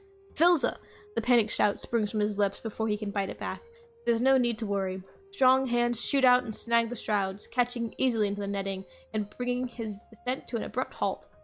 Phil dangles lazily, blinking down at him, as his messy hair curtains his face, his gaze twinkling mischievously. Aw, mate, were you worried about me? He asks with a shit-eaten grin. Technoblade lets loose a long, weary sigh. It's gonna be a long journey. No, get down here. Time for you to fill me in.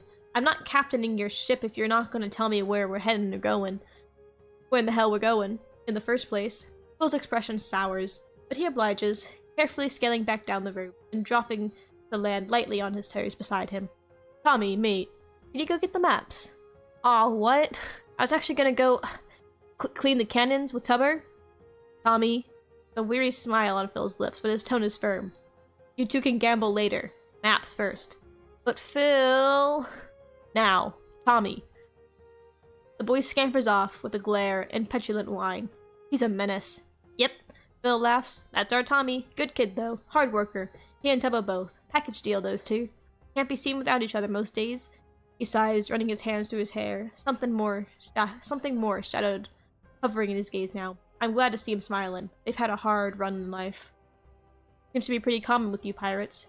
Yeah, well, you don't exactly tend to resort to piracy if you've lived a long, prosperous life, mate.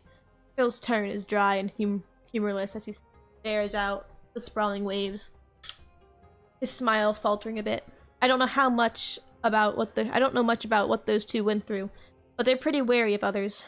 Took me a long time to get him to open up, and then his smile returns. Tommy is taking to you pretty quickly, though. He admires you, mate. Are we talking about the same Tommy? Phil chuckles. Aw, mate, don't be like that. It took me a while too, but you'll start seeing the real Tommy through the attitude soon enough. I promise. Phil's face has softened, his gaze a little unfocused as he speaks, his voice almost nostalgic. Sure have a lot of kids on this ship. Looks more like an orphanage than a pirate crew to me. Yeah, they just keep popping up. You adopt them all, or? Gods no, they're not my kids. I'm not their dad. Most of them wouldn't want anything to do with that. They're just some strays that needed a warm bed and a purpose in life. I was happy to give it to them. Just the one, then? Phil's smiles vanishes in an instant. Yeah, he answered. His answer is quiet. Stiff. His hand drifts to the gold chain trailing out of his pocket. Just the one. Technoblade doesn't push it, and Phil is quick to keep moving. He gives a strangled laugh and sweeps past him, gesturing towards the helm of the ship. Shall we, Captain? He looks far too smug saying that. Wordlessly, he follows the man up the stairs to the wheel where the young man from the day before. Young woman, sorry. From the day before. Nikki, if he remembers correctly, is already waiting. She stands with one hand on the wheel and the other stretched out in a little wave, her smile bright and her eyes curious. Phil is quick to join her, lounging lazily, leaning back against the wheel with his arm folded and his eyes half closed. The wood creaks slightly and Technoblade watches as the woman's eyes narrow ever so slightly in Phil's direction. Hey, Phil. Her voice sounds just a little too bright. Hey, Nikki. Whack. What the fuck? Phil yelps, jumping backwards and rubbing his shoulder. Nikki shakes out her fist with a baleful glare before giving a small, polite smile. Please don't lean on the wheel, Phil. Ah, right. Sorry, mate. Phil says sheepishly, scratching absently at the back of his neck. It seems he can be humbled after all. Good morning, Captain. Nikki's gaze falls to him now, and he squirms under the weight of her pure happiness she seems to radiate, unable to hold her gaze for long. She laughs softly and mercifully, returns her focus to Phil with a tilt of her head. What's our course, Phil? Keep her pointed west for now. We'll be going against the wind for a while, I'm afraid. Nikki nods dutifully, just as Tommy scrambles back into view with an armful of maps. Phil crouches down on the tech, and Technoblade moves to kneel beside him as the intricate inkings are spread out, depicting the western seas in a fine detail. Phil runs his finger along the coast, tracing the smattering of tiny islands dotting the shallows, humming contemplatively under his breath. So what do you need me for? Technoblade asks, as after a couple of minutes of silence, quickly growing impatient with the odd curtain of secrecy Phil is putting up between them. Phil shoots him a reprimanding look, and sighs and sits back down, allowing his finger to rest on one of the isles along the west coast, northernmost edge. He knows those waters, the Sword Cursed, known as traversed path of merchants sailing to foreign land, a shortcut between neighboring countries. It's also a common hunting ground for lurking pirates looking for a bounty. What do you say to a little minor crime, Techno? Phil asks with an excited gleam in his eyes. We're not stealing, Technoblade interjects. Mate, we're pirates. I'm not. Technoblade, mate, you're literally the captain of this ship. We're not going to steal from innocent traders. Phil makes a face. He looks a bit like a kicked puppy, his lip protruding in a pout. It does very little to sway Technoblade, who fixes him with a firm look. Just a little theft? Phil counters. No. One ship? Absolutely not. We won't even sink it. They can walk free after, I promise. Phil crosses his heart with a playful smile and a mock salute. No, Phil. They'll be gold. Oh. Phil cackles at the look in his eye, clapping a hand on his shoulder. I knew it. I knew there was some hope for you yet. The coast is it. It is. We'll make a pirate out of you yet. Just you wait. And before he can object, Phil is marking a spot on the map and passing it off to Nikki, who takes it with a smile and tucks it carefully away in her pocket. The rest of them are gathered up in Tommy's arms, who bounce from toe to toe, tapping his foot and staring up at Phil with wide, eager eyes and a hopeful smile. Can I go clean the cannons with Tubbo now? Phil quirks a brow, steadying the boy, who, to his credit, only shrivels a little beneath the scrutiny. And then he sighs, running a hand through his hair with a weary chuckle. Yeah, go ahead, mate. Just be back up top before noon. There's a delight cackle from somewhere below the deck, and Tommy is gone in a blink. Kids, Phil sighs, but he doesn't look annoyed in the slightest. Phil, Technoblade starts, but the man isn't listening, already shouting instructions as he jogs away to the crew, who rejoice at the prospect of some good old-fashioned piracy. A chorus of cheers and clattering of feet as they move to completely shifting the sails and hoisting their familiar colors. A skull and crossbones decorating the sky within minutes, rippling proudly atop the mast.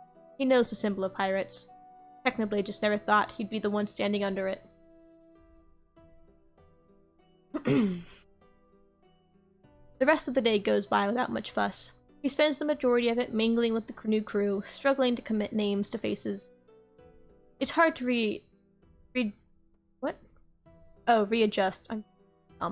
It's hard to readjust back into life at sea after so many months away, but the crew is surprisingly helpful. Nikki and Eric in particular, who never seem to be more than a few yards away when he needs them.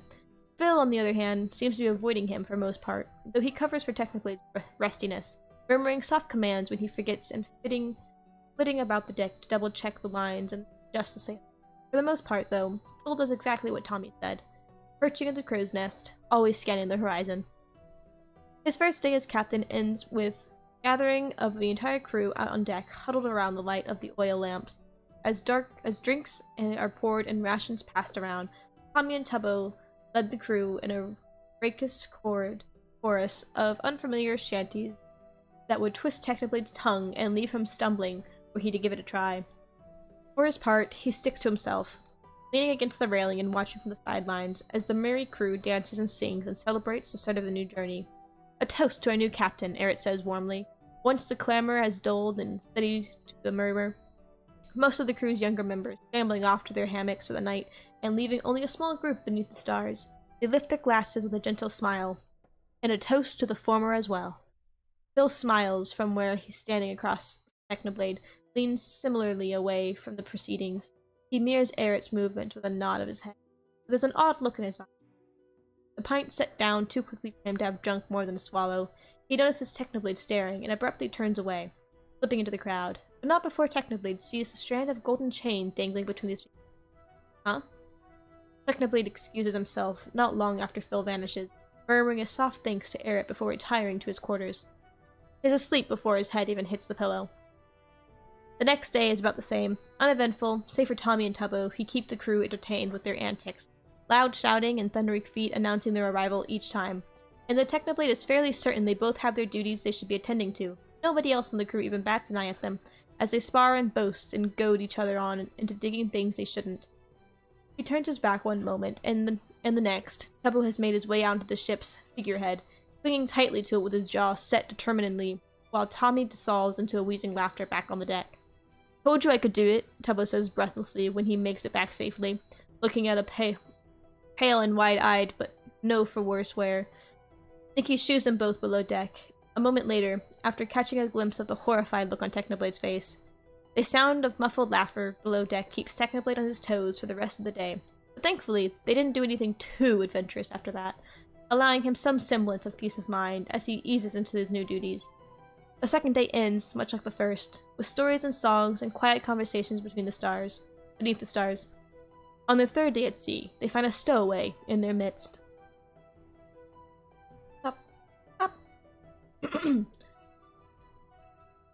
Chapter 3. Chapter warnings. Gun violence, injury, NPC character death, and general violence. I'm going to go get some more water. And kick the cats out, because the cats are not climbing over everything.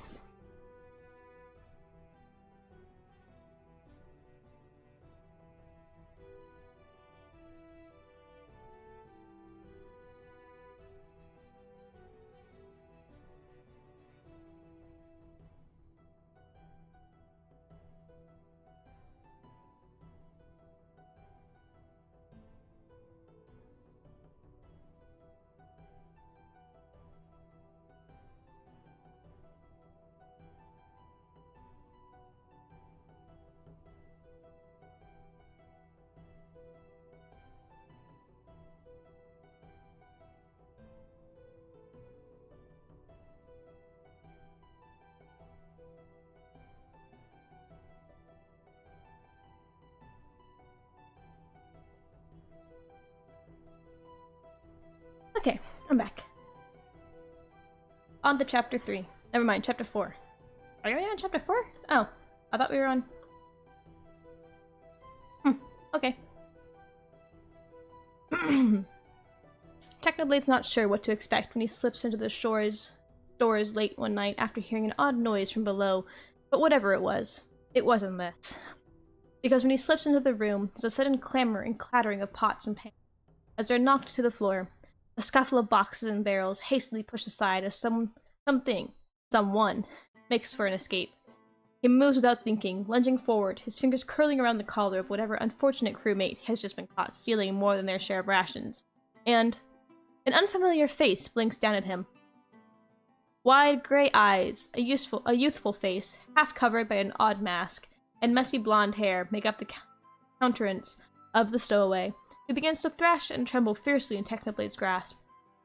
He towers easily over Technoblade, but makes for perhaps the least imposing figure he's ever seen, hunched over and holding up his hands complacently as the captain holds him firmly in place. "The hell are you doing on the ship?" he snaps, yanking him around to properly face him. "Don't hurt me," the kid wails, in a paling face and a wobbling voice. And that's when all hell breaks loose. Ranbu! There are suddenly two more figures in the room, and hands pulling his own roughly away from the boy, who stumble back into the waiting arms of Abo? The gunner is glaring fiercely at him, standing in front of the frightened stowaway, his arms spread as if to shield him away from Technoblade. Tommy is the one holding him, carefully guiding his hands back down to his side, his blue eyes wide and fierce, as he too presses between his captain and the thieving stowaway. There's a commotion above them, of pounding feet and muffled voices, and the interaction, no doubt waking up the rest of the crew. But Technoblade has eyes only for the two members. "The fuck are you doing?" Tommy cries, as if Technoblade is the one at fault here. The kid has puffed himself up to be full height, teeth bared in a snarl that reminds him of the cabin boy. Still has quite a vendetta against him. "What am I doing? He's a stowaway. You're gonna hurt him!" The cabin's voice pitches accusingly. "I wasn't!" Technoblade groaned in exasperation, pinching the bridge of his nose. "I wasn't gonna hurt him, Tommy, but it's not exactly supposed to be here, you know." "I'm sorry," the stowaway pipes up from behind his guard, looking for all the world like he'd rather be anywhere than here. "I'm sorry, Mr. Captain Technoblade, sir. I had nowhere else to go, and Tubbo told me I—" Cuts off abruptly, swallows, and shoots a guilty look in the shorter boy's direction. "Tubbo told me I could come with him." "Ah." Technoblade heaves a long sigh, and opens his mouth to reprimand him. Just as another body comes thundering into the room, cutlass drawn and shoulders poised ready for a fight. "Tommy? Tubbo?" Phil gasps out, looking panicked, his hair askew, his blue eyes wide and wild. He scans for the boys. When he sees what has happened, his demeanor changes in the blink of an eye, his sword lowering to rest cautiously at his hip. His lips tighten, his eyes narrowing as he locks gazes with the stowaway, who immediately flinches and lowers his head to steady the ground. Phil seems to study him for a moment, his expression curious and calculating as he puts two and two together. And then he sighs. "Another? Really? What?" "He looks so lost," Tubbo whined plaintively. "Wasn't the cat enough? Cat? The ship has a cat?" A fluffy calico meows loudly from the corner, making her presence known. She hops down from her perch atop the stacks of crates and begins winding her way around the stowaway's ankles. Picks her swiftly up and cradles her to his chest. A steady purr fills the silence, and he scratches her ear. Okay, can I just have a bit of an interject here? I didn't change my thingy deck over. First off. There we go. But I just spilled water all over me.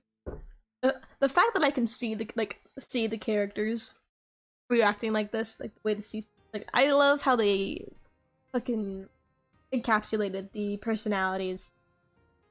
It's great. I love it. They were a package deal, Tubby argues. You couldn't have told me this. Why? Well, Tubbo grimaced. It was sort of a last-minute arrangement. Oh my gods. Please don't be mad. Tubbo, who is that? He may or may not be the son of the last Porch governor. Oh, for fuck's sake. Sorry. Tubbo looks rightfully ashamed. The whole Royal Navy is going to be on our trail, Tubbo. As if they weren't already, Technoblade pipes in, only to clamp his mouth shut when Phil shoots a heated glare his way. They're gonna think we kidnapped him. Every port for 100 leagues is gonna be on a lookout for our ship within the month. It wasn't his fault, a new voice cries, before immediately softening, the stowaway stepping out from behind Tubbo's arms to approach Phil. I asked him to, okay? I didn't really give him a choice, His fist clenched at the sides as he hangs his head. I just needed to get away. I couldn't stay there anymore. There's a beat in which the very universe seems to hold his breath, and Technoblade along with it. And then, gradually, at first, Phil's anger softens, his brow relaxed, his snarl fading. Cutlass sheathes safely back away in his belt. He seems to hover in front of the boy for a minute, casting long looks between the three of them. His head tilted. He looked thoughtful, reminiscent, even as he steps away from the kid, turning instead to Technoblade, with the slightest incline of his head. It's only then that Technoblade remembers he's supposed to be the one in charge. Well, He fumbles for the right thing to say, shooting a quick glare over at his first mate for putting him on the spot in front of a kid who looks ready to cry at any minute. He really doesn't care at all much if the kid stays, so long as he proves his worth.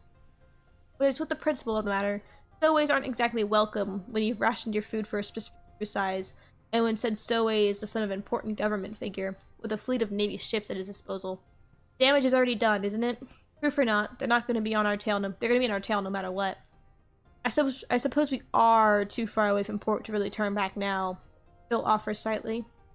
A quiet, horrified gasp, and then, please don't throw me overboard, Mr. Captain Technoblade, comes a quiet plea. Phil muffles a snort into his sleeve while Technoblade just blinks. Why would I? I can't swim well. Don't make me swim back. Kid, I'm not gonna throw you overboard. Relax. But you're a pirate. I'm not. He groans. Look, I'm just filling a vacancy here. Don't get it twisted, kid. So you're not? Rambo's brows knit. Nah, mate. He's a pirate through and through. Phil quips, only adding to the confusion. He just doesn't know it yet. I'm not. He's in denial. Phil stage whispered conspiratorially.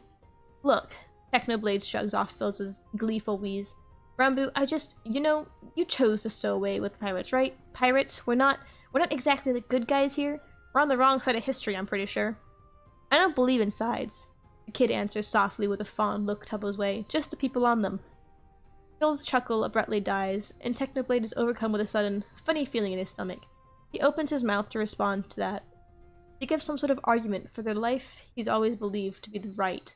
But so he can stay? Tubbo interrupts with a wide eye and slight quirk of his hopeful smile, grabbing on tight to one of Rambo's hands. Well, he looks one more to Phil, who gives a slight nod. I'll keep an eye on them, mate. Then, fine. We wouldn't exactly have made port for at least another few weeks, so you didn't really give me much of a choice, but... And he watches as all three boys begin to grin, bright and cheerfully, and delighted, and it makes the prickle of annoyance fade in the slightest. Yeah, he can stay. There are a few celebratory whoops. But, Technoblade interrupts. Rambu, was it? I'm not gonna let you off the hook that easy. None of you. You three did kinda lie to Phil and I, so I'm not gonna leave your punishment up to him. Phil grins. The boys cower a little at the sight of it. I'm sure I can find plenty of chores that need doing around the ship. Aw, but Phil... Phil merely quirks an eyebrow. No buts. Now off to bed, the lot of you. Get Rambu a proper hammock. I'm sure the bed can't be comfortable. I'll see you all first thing tomorrow morning. Scrub the deck. With the chorus of grumbles, half-hearted complaints, and merry trio beginning to shuffle their way out of the room, up the stairs. Those two are gonna be the frickin' death of me one of these days. Phil's voice is harsh, but the expression softened as he watched his three friends scamper up the steps to the crew's quarters for the night. Technoblade finds himself grinning. Not their dad, huh? Shut. Though Technoblade is loath to admit it, Rambo fits perfectly into their jumble puzzle of a crew. He accepts his portion of the punishment without complaint and is quick to help wherever else is needed.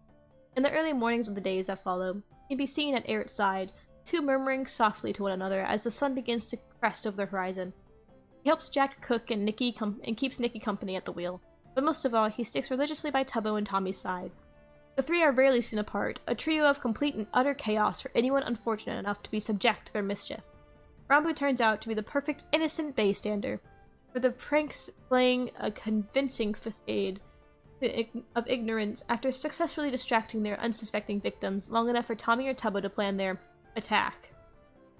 They're inseparable. Their energy is contagious, though even in a short time as captain, Technoblade can see their effect the three have on the crew. They're the ship's backbone of morale, their smiles infecting everyone in their path. They keep the crew on their toes on sleepy afternoons, entertain them with far-fetched tales of action and adventure as the sun sets over the evening meals out on the deck. Even Rombu catches on to the whimsical fun of storytelling, and soon enough he's gained enough confidence to weave tales of his own, of magic and monsters out on the open seas, like the likes of which Technoblade never even see rivaled. He laughs, he shouts, and he opens up in a way Technoblade wouldn't have thought possible from his first meeting with the quiet, slouched kid in the cargo hold. Technoblade himself even starts to religiously attend the celebrations, if only to pull away from the boring routine of eating meals alone in his cabin. The crew welcomes him to their midst each time, shifting to make room to sit on the stray barrel or box, or even just the cool wooden floor on the deck. He tells himself to keep a close eye on the crew's morale, But for the first time, he slips into the crowd to join them. He catches a glimpse of wide gray eyes latched on him, glittering with awe and excitement. He can bring himself to leave until Rambu's gone off to bed for the night. Okay, so maybe he's grown a little fond of the kid, but he's not soft on him. No, that title belongs to Phil. Phil spoils the kid rotten. He slips some extra rations around mealtime, which is good since the boy's practically skin and bones anyway. He constantly praises him for even the most minor of accomplishments. Something Rambo seems to eat up greedily. His eyes crinkle with a smile at every passing affirmation. He speaks gently to a stowaway, more gently than Technoblade thought was possible for his boisterous first mate. And he smiles at him, in a way that isn't all warmth and sunshine, his expression always lingering with something more haunted, something sad. He catches his first mate watching the kid fondly one day as he scrubs the deck along Tommy and Tubbo. He leans up against the railing, arms folded, looking all parts of stern supervisor. Were it not for the slightest upturn of his lip, Technoblade leans next to him with a hum that Phil barely acknowledges. He sits quietly beside him for a few minutes, just watching the kids work, before finally he breaks it with a soft murmur. "Another one of your strays?" "Can't seem to help myself," Phil answers softly, but there's a distant look in his eyes when he speaks, a certain stiffness to his shoulders. It doesn't go unnoticed by Technoblade. He's used to seeing Phil bright and loud, and frankly annoying at times, but never so quiet. It's disquieting, almost eerie. Even it feels wrong. And he doesn't like the way it makes his stomach twist with something worrying, close to concern for the past. He wants it to end as soon as possible. And so he figures the best way to is to confront it head on, right at the source. He has a seeking suspicion about what the cause might be. "Look, is this..." Technoblade winces at his bluntness, but it's too late to backtrack now, so he pushes forward nevertheless, intent on getting to the bottom of Phil's odd behavior. "Is this about your kid? The one you talked about when you were, you know..." "I didn't think you'd remember that," Phil admits quietly. The far-off look in his gaze remains even as he turns away from the face Technoblade. His hands are clenched, white knuckles around the railing. "Listen, I'm not trying to pry, but it seems like you're still pretty hung up on this. If you need..." "I don't want to talk about it," Phil says flatly. There's no arguing with such blunt dismissal. Technoblade grimaces in awkward silence, filling the space between them. He'd given his best shot, at least. No harm in that. "Right, he coughs. "I'm just gonna go, see if Nikki needs any help with the wheel." "You do that," Phil replies softly. He doesn't seem to be paying much attention. His gaze glassily, and returned once more to the rolling seas. Technoblade leaves him there, staring out into nothingness. The Navy's scouting ships catches up with him a few days later. The small thing's manned by a young crew of only a dozen men or so. It isn't meant for combat, nor its men, but their captain is wily and headstrong, and quick to issue a fool's challenge against the Arger, which far outguns them. The crew, of course, is more than ready to reciprocate, bristling and armed to the teeth, as the two ships sit at a standstill, cannons poised to fire at a moment's notice. "You're not gonna back down," Phil hissed to him. We're not getting out of this without a fight." Technoblade curses the reckless impudence that seems to infect young Navy men like a plague, though he knows he was once much the same. "They're here for the kid," Technoblade growls. Rambo wedged safely between the 2.5 of the rest of the crew, makes a soft worried noise. "We won't let them take you back, mate," Phil murmurs in reassurance, though his gaze is not fixed on the newest edition, but rather a threat at hand. His hand strays to his holster, his fingers resting comfortably on his pistol. He looks like a cat ready to spring, and Technoblade doesn't doubt his reflexes for a moment. "Maybe if I just went with them, maybe they'd leave you alone." "Maybe," Technoblade doubts it. "I could try. You guys shouldn't have to fight them. Not for me, so maybe..." And then Phil turns swiftly to Rambo, placing a gentle yet firm hand on his shoulder, coaxing him to look into his eyes and away from the ship behind him. Once the boy has stopped trembling so fiercely, he speaks so softly, Technoblade nearly misses it. "Rambo, mate, what do you want?" And the kid hesitate, wide-eyed, stiff-shouldered, where he glances over at Tommy and Tubbo, standing shoulder to shoulder at the cannons, jeering insults at their opponent. "I want to stay with you. I don't want to go back." "Then you won't. Simple as that." And Phil's gaze turns icy and directs his attention to the enemy. He draws himself up to the height, his lips flat as his expression, and suddenly it's all too easy to remember exactly why he bursts the name Angel of Death. He lifts his pistol to the sky and fires once, the sound echoing off the ocean's surface, drawing their enemy's attention directly to him. "Hi, mates," he says with a false cheer, blowing the smoke from the end of his weapon and fiddling casually with the trigger. I'm gonna give you lot one chance to run. We don't want to fight, and you're hardly prepared for one. Turn around and we'll leave you be. The guns fire, the bullet narrowly missing Phil and lodging itself in the mass with a shower of splinters. Phil sighs. Don't say I didn't warn you. He hisses under his breath and shoots a questioning look Technoblade's way. Technoblade nods swiftly. They gave them a chance. Phil moved to raise his hands to give the order. The Technoblade grabs it, pulling him close with a muttered warning. Don't kill anyone, alright? Phil's eyes narrow, but he gives a short nod before pulling away, stalking off and shouting orders to their crew. Fire when ready, boys! His call rings out through the air, and Tubbo's delighted cackles answers. Aim to capture, not to kill. There's a booming volley of cannons fire that tears through the opponent's hull like it's made of glass. The Navy doesn't stand a chance. The battle lasts half an hour tops. Technoblade spends most of it exchanging gunfire with the opposing captain, grating his teeth against the familiar smell of gunpowder and smoke, and finding surprising joy in the exhilaration of battle. He can hear Phil amidst the chaos, his orders and laughter alike ring true through the explosions and shouts. The shootout is a brief exchange, the enemy quickly betraying his cowardice and abandoning the fights to retreat in the midst of the crew when he can't land a shot. Technoblade's regard for the man immediately soured. No proper captain would have abandoned a fight so easily.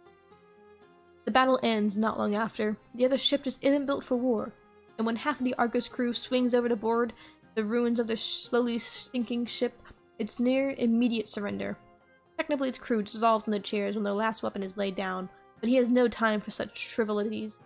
He watches the proceedings critically, nodding in approval when the opponents are guided safely off the vessel and onto the ship's dinghy to be transported safely to the brig.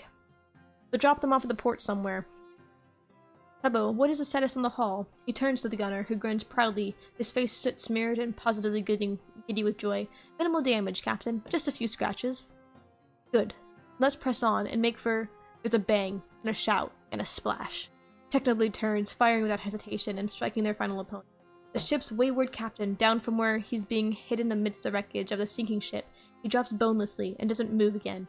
Technoblade has half a heartbeat to process that he's just killed a man he once would have considered an ally, before a soft noise pulled his attention away. At the sight of the ship, Phil is clutching at his shoulders, where red is beginning to blossom across the white of his underwear. And Rambu is nowhere to be seen. A splash. Shit, Phil wheezes, dropping to one knee, hiding behind the railing. Techno, the kid. He went overboard. I pushed him out of the way, and he fell. He can't swim. Neither can I! Technoblade wants to shout, but nevertheless rushes past his first mate, feeling a bullet narrowly graze past his cheek as he tosses his jacket aside, swinging one leg over the railing and preparing to plunge into the icy waters. His breath catches into his chest, his blood roaring in his ear as he remembers the way it tried to drag him down the last time, the heavy darkness threatening to sink him along with the ship. He has half a moment to ponder it, to weigh in his fear for the life of his responsibility for his crew, and in that moment all he can feel is the steady cold creeping of terror into his heart. And then he sees it. A flash of shimmering black and white scales, a flash of a fin as it breaches the water. A merfolk blinks up at him, all wide eyes and flattened, fin-like ears, fingers curling around the floating piece of debris as if to shield himself from prying eyes. He looks different, his hair now bicolor, black and white, skin dusted with dark freckles and scales alike. But nevertheless, it's Rambu staring up at him, alive and well, and decidedly not human. Welp, Rambu says nervously, popping the pea, flashing sharp white teeth that suddenly make his use of a mask far more understandable. Surprise? Technoblade doesn't have an answer for that. The kid, he okay? I think he's gonna be fine, Phil. He laughs breathlessly, running a hand through his hair as he watches Rambu splash around amidst the wreckage. Phil just groans in response. It's then that he remembers the man's injury, and then he sees the crimson still steadily spilling between shaking fingers. Rambu seems to have things handled just fine, decidedly not drowning. And so he turns his attention back to the more pressing matter, setting back his wonder and disbelief for something a little more practical. It's not that bad, Phil says as Technoblade peers his hand away to inspect the injury. The man hisses and recoils as he prods a little too hard at the entry wound. Didn't hit anything important. Stay still, Technoblade snaps. There's no exit wound, idiot. You're just gonna make it worse. Ah shit, Phil whines petulantly as Erit sinks into their knees beside him, their hands moving to replace Technoblade as they apply pressure. They're epitomal of cool confidence as they work. carefully probing the injury's expanse, nodding when they put pressure on a particular spot that makes Phil groan. We're gonna have to get this out right away, Eric murmurs. We can't risk infection. Not this far offshore. Right, Technoblade mutters. His hands are shaking. Badly. He's not sure why, because he's helped with failed medicine a dozen times before, with injuries far more grave. Whether it's the adrenaline of the fight or the wave of the emotion of currently fighting to suppress, he's off his game, and Eric knows it. Can someone help me? They call softly to the crew that's begun to gather. I need a pair of eyes, a steady hand. I'll talk you through it. I can do it. Comes a soft voice from the crowd, and Rambo pushes his way forward, dripping wet but noticeably more human, save for a slight point to his ears and a small smattering of iridescent scales across his cheek, out of the curve of his mask. He kneels beside Phil, offering a tentative smile. The man tries and fails to reciprocate, the gesture turning into more of a grimace as Eric cleans the site around the wound. I can do it, Rambo says again, this time more softly. You sure, mate? It's not gonna be a pretty job. Phil pants, his face paling in the minute. You saved me, Phil, Rambo murmurs. I'm gonna help you too. As charming as this is, Eric interjects, we don't really have time for it unless you want our first mate to bleed out right here. Rambo, grab a scalpel and follow my lead. Rambo nods diligently, and Technoblade steps away as they begin their work, Eric muttering soft instructions that Rambo dutifully follows. The kid is good, we'll give him that. His hands are steady, and he follows each order precisely, never once flinching away when Phil jerks or groans in pain, his jaw set in quiet determination. Soon enough, a bullet clatters to the deck, and Phil's shoulder is being swathed in pristine white bandage. The man whines dramatically, a little pale in the face, but the urgency of the situation has died down enough that the crew is able to breathe a sigh of relief. Right, Eric says. That should do it. Good work, kid. Rambo smiles tentatively before slowly turning to face Technoblade, his lips turning down into a worried frown. I'm sorry, he murmurs, hanging his head. Technoblade blinks. Oh, fuck off, Phil exclaims. I think, Technoblade quickly interrupts, what he means is, for what? They came here for me, didn't they? Rambo says softly, guilt and shame lacing every word. And I let you all fight for me, even though I'm not part of your crew. You fought for me. Phil got hurt for me. I understand if you want me to leave now. Weren't you the one who said people, not sides? Technoblade questions. Rambo's face flickers at the mix of doubt and worry and relief all at once. I'm not gonna lie, I really didn't want to fight all those guys. But we weren't just gonna let them take you. Besides, they wouldn't exactly have just let us go anyways. We're sort of pirates. He admits it! Phil cackles his place on the ground. And I regret speaking. Despite Phil's interruption, Rambo looks soothed. Tubbo and Tommy have made their way over. And while Tommy's attention is divided, shooting occasional concerned glances Phil's way, Tubbo has a firm hand on Rambo's arm, rubbing circles into his sleeves with his thumb. You don't have to go anywhere, boss man, he murmurs. Not unless you want to. We'll have to talk about, and Technoblade gestures to all of Rambo's wordlessly. This, later, obviously. But yeah, kid, you can stay. Rambo blinks up at him with shining eyes, twinkling in their corners in a way that lets Technoblade know he's positively grinning beneath his mask. Welcome to the crew, Rambo.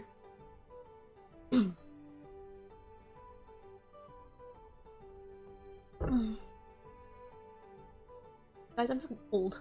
Shit. It's late that night, and Technoblade finds himself eating alone in his cabin for the first time in days. No crewmates have dragged him from his quarters. Everyone too exhausted by earlier fight, the usual raucous celebration and song. He can hear a steady, quiet murmuring and occasional laughter out on the deck, but his room stays painfully quiet, leaving him alone with nothing but overwhelming crush of his thoughts.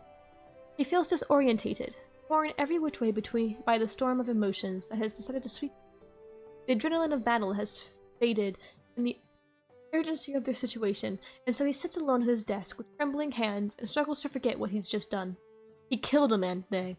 It isn't the first killing, not by a long shot, but today felt different. It felt like a choice, a conscious decision, a declaration of loyalty, and not one he's entirely sure he agreed. But there hadn't been time to hesitate, no time to weigh the options, as he heard a gunshot and turned and saw red as blood-staining Phil's shirt, dripping between his fingertips as he sagged to the ground. He'd seen a cocky gun falter into depression, twisted with pain, and his heart had seized and his hands acted, and now there's a man dead at his hand. He can still see the body fall when he closes his eyes. He can still feel the recoil of his pistol, cool, deadly precision in which he aimed it. He killed a man today. one who could have been a crewmate mere months ago. There's a sudden tapping at his window, a soft croaking caw. He looks up, and Phil's crow is there once more, peering curiously in at him, rubbing roughly at his face with his sleeve. He moves to unlatch the window, allowing the bird to hop in with a gentle flutter of wings, graceful noise. "Hey there," he breathes, his voice hoarse. He blinks up at him with a throaty croon, tilts his head, as if curious. "It's nothing, really," he assures the creature, to which he receives a loud caw and another flutter of wings before he's dealt a gentle peck to the prosthetic fingers. It makes a soft clink noise. The bird flutters back in surprise, head bobbing and weaving as he observes the strange phenomena. "Ever seen one of these before?" he asks, lifting it up and carefully bringing it close to the crow to inspect. "It's fake, all iron and wood. Can't feel a thing when you do that," he adds when the bird gives it another peck. "Kinda wish I could, though, even if you're being a little pest. The bird seems to ponder this, then promptly it hops over to his other hand and pecks that one instead. Technoblade squawks in protest, shooting it away, but not before he gets a few pecks in for good measure. Okay, he grumbles, raising from his chair. "I get it. What do you need? Food?" He glances around and finds nothing but a crumbs from his dinner on a silver tray. Luckily, the crow doesn't seem to mind table scraps, and soon is nibbling greedily at the remains, filling the silence with soft crunches and happy coos. This continues for a while, until the thoughts in Technoblade's mind grew too loud to bear. "You know, I'm not really sure how I ended up out here." The bird calls pointedly. "Okay, I know how. I'm not really sure why. All my life, I've sworn to arrest criminals like Phil, and now..." He sighs, his hand thunking heavily against the wood on his desk as he rests it down. "Look at me. I'm the captain of a pirate ship. I'm everything I say I'd never be." The bird is quiet. "I think what's worse is, I don't hate it. I told myself I would, but..." He swallows, his throat suddenly dry, threatening to close up on him as overcome with a surge of conflicting emotions. 6 months ago, I would have called these people my enemies. I would have sent them to the gallows without ever thinking twice. When he sees Phil, bound in chains in the brig, locked away in darkness, where nobody can see him smile. He sees Tommy and Tubbo with nooses around their necks. Imagines a hand ready to pull the lever. He sees Errett, their head held high and proud in front of a firing squad. I would have watched them die, and I wouldn't have felt anything. He feels sick, and now they're my crew, and they look up to me to lead them, and... Hell, I killed a man for them today, and sunk a ship. I didn't even hesitate, but sometimes I'm still ready to turn them in for the first fleet I see, because they're criminals, but... There's a burning in the corner of his eye. He blinks it away. I don't even know if it's the real me talking. I don't know what to believe. The crow has stopped eating. It's silent, just watching him. I don't know what's right anymore. Up on to chapter 5. After I take another fucking water, 'cause holy shit. For me, being a person that never shuts up talking, I sure as hell can't talk for fucking 3 hours straight.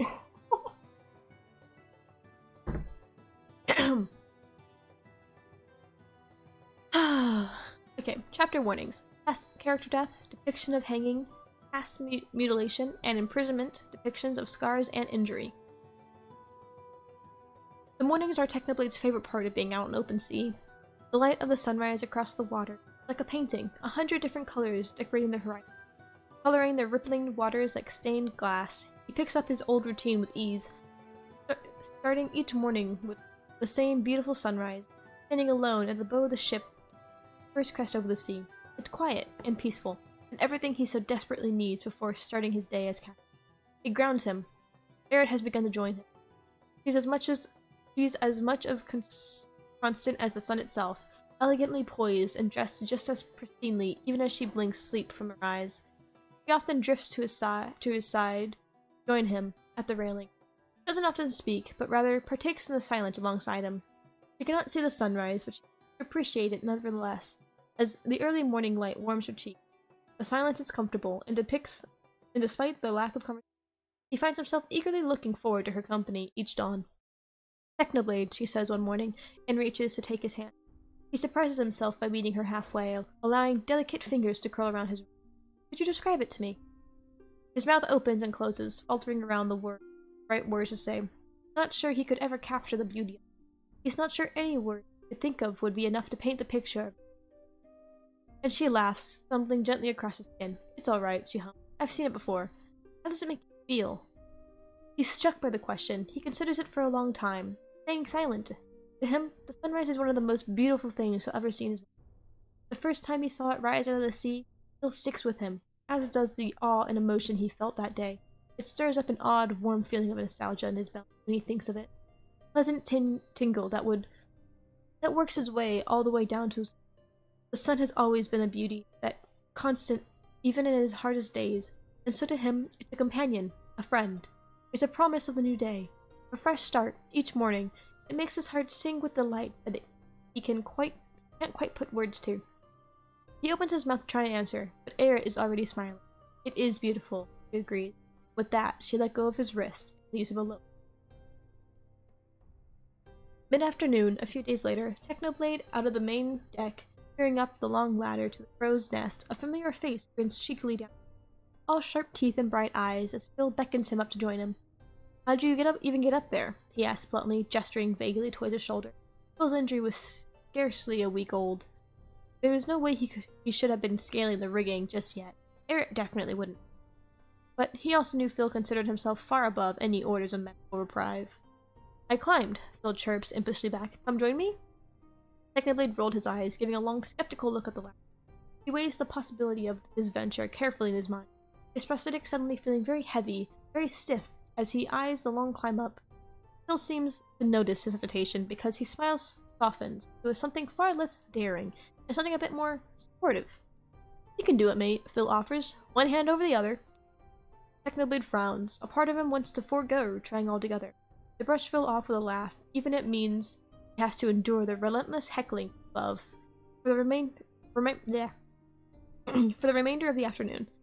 But another part of him really wants to try, to give it his best shot, to push himself to see if he can do it. Once upon a time, this task wouldn't have even required a thought. But now, it instills just the faintest flicker of fear in him, as he imagines a misplaced hand in a long fall. A stubborn defiance burns in him, intent on snuffing out that fear once and for all. And so he nods, steps up to the rungs, and begins to climb. It's long, laborious, and almost painful. More than once his grip nearly slips, threatening to send him plunging back down. He hooks his prosthetic around the rung, and uses his other hand to cling and propel himself upwards, his lungs heaving for breath. A light chill of fear numbing his limb, pulling him to reach the top. And reach it he does, throwing himself gratefully over the ledge, savoring the sweet feeling of solid ground beneath him. You could do it, mate. When he looks up, wheezing from his place on the floor, Phil is staring at him with his lips curled into a warm smile. His gaze half-lidded and soft with unfiltered affection.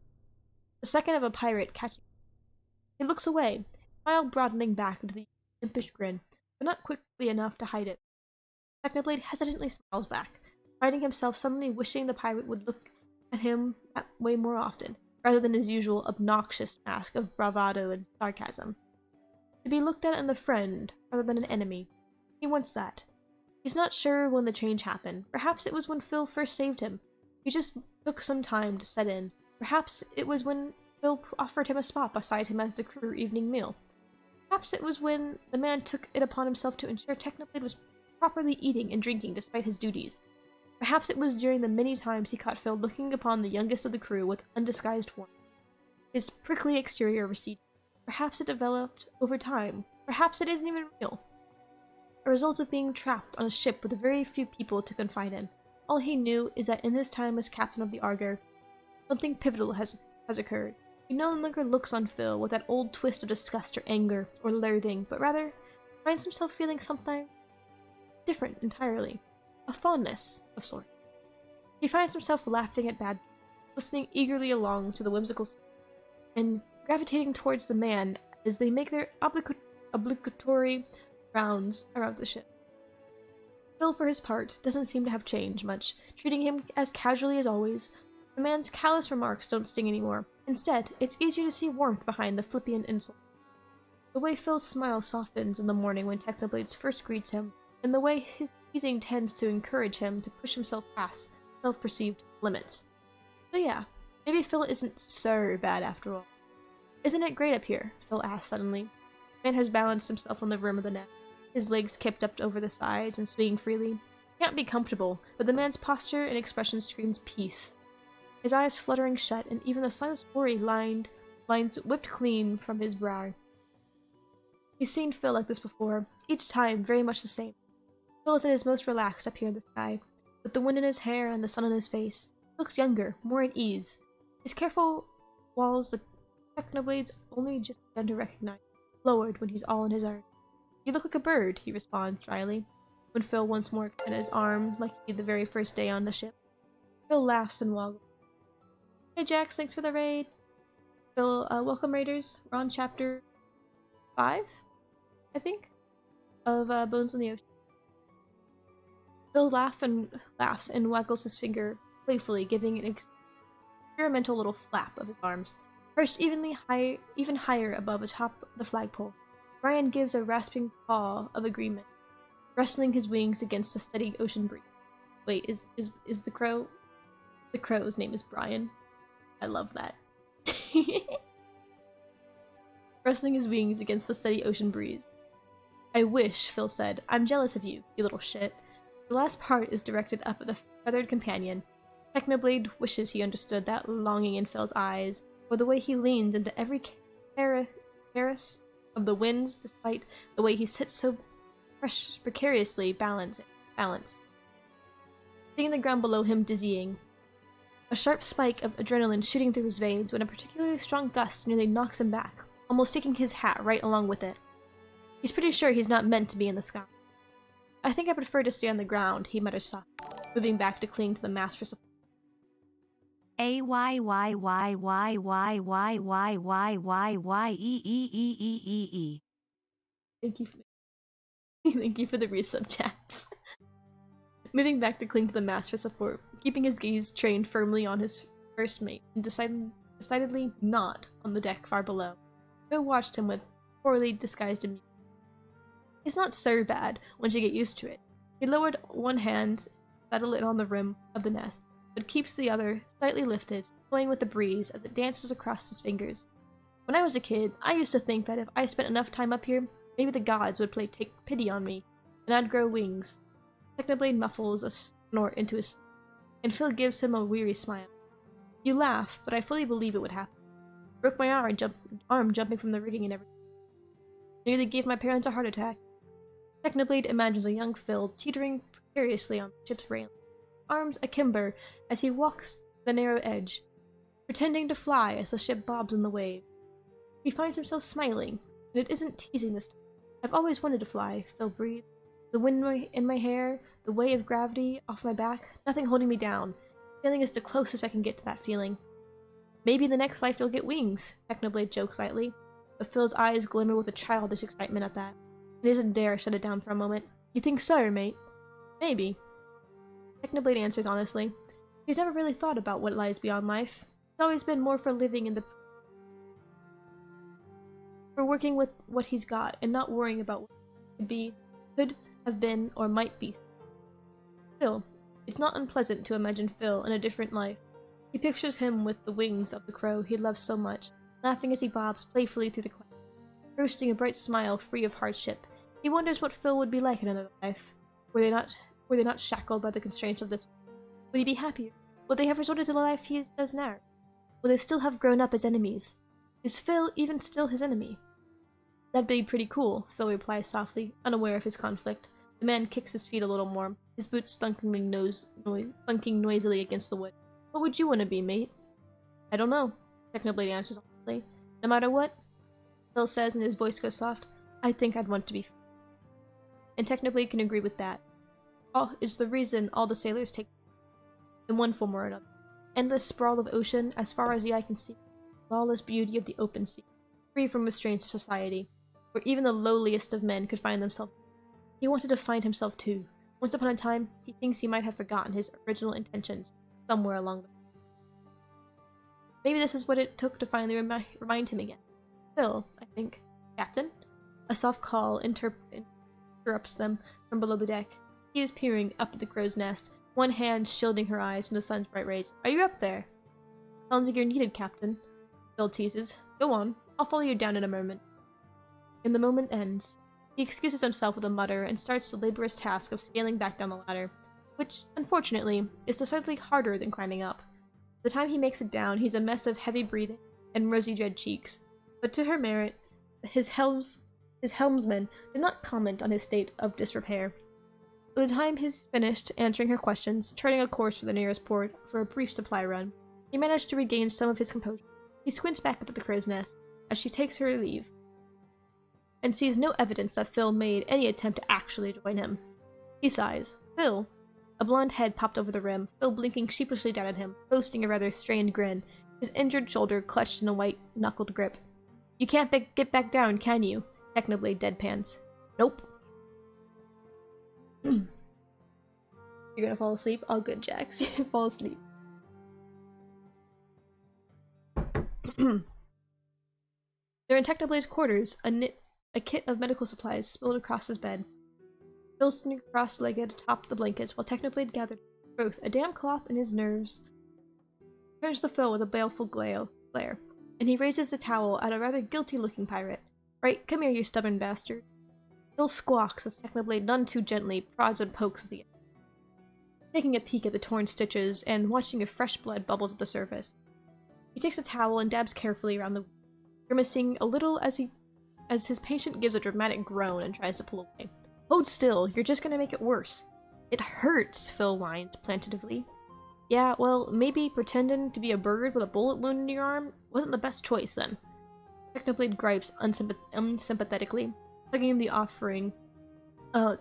offending arm close again as Phil hisses. Gonna have to redo those stitches, you did a number on them. Phil huffs and otherwise does not respond, though he holds carefully still as Technoblade begins the painstaking process, only muffling muted noises of protest into the sleeve of his shirt as he works. Technoblade can still feel his venomous gaze lingering on his back. Despite the silence, and pointedly ties the final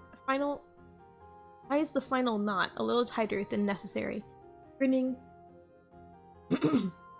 as the pirate yelps. Phil glares, daggers, and yanks his shirt back up to his shoulder. Anyone ever tell you you're an awful patient? Technoblade grunts as he sets his supplies aside to admire. Once or twice, Phil answers with a grin as he rolls. As Phil stretches, joints popping as he speaks. His shirt slips over his shoulder, revealing pale, freckled skin and something else entirely. Technoblade's run cold.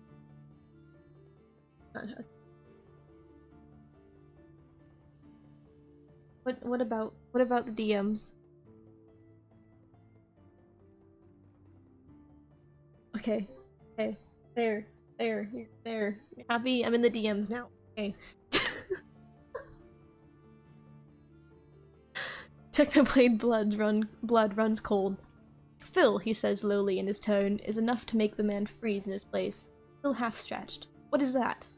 Blue eyes go wide, round with surprise and shock and a mixture of humiliation and sorrow that makes Technoblade's gut twist painfully. The man averts his gaze, following Techno's own to the patch of his skin beneath his collarbone. Puckered and ghostly white and scared, as a perfect pea seared into his skin. He's quick to pull his shirt back over the injury, but not before Technoblade has the chance to get a nice, long look at it. Long enough to make him feel sick. I was just a boy, Phil breathed. So softly, Technoblade nearly misses it. And in his voice is almost raw emotion he's never ever witnessed from a pirate. Quiet and aching and desperately vulnerable. And though Technoblade dreads the answer, he knows he will hate it no matter how Phil chooses. He can't just leave it at that. He has to know. He needs to understand. How old?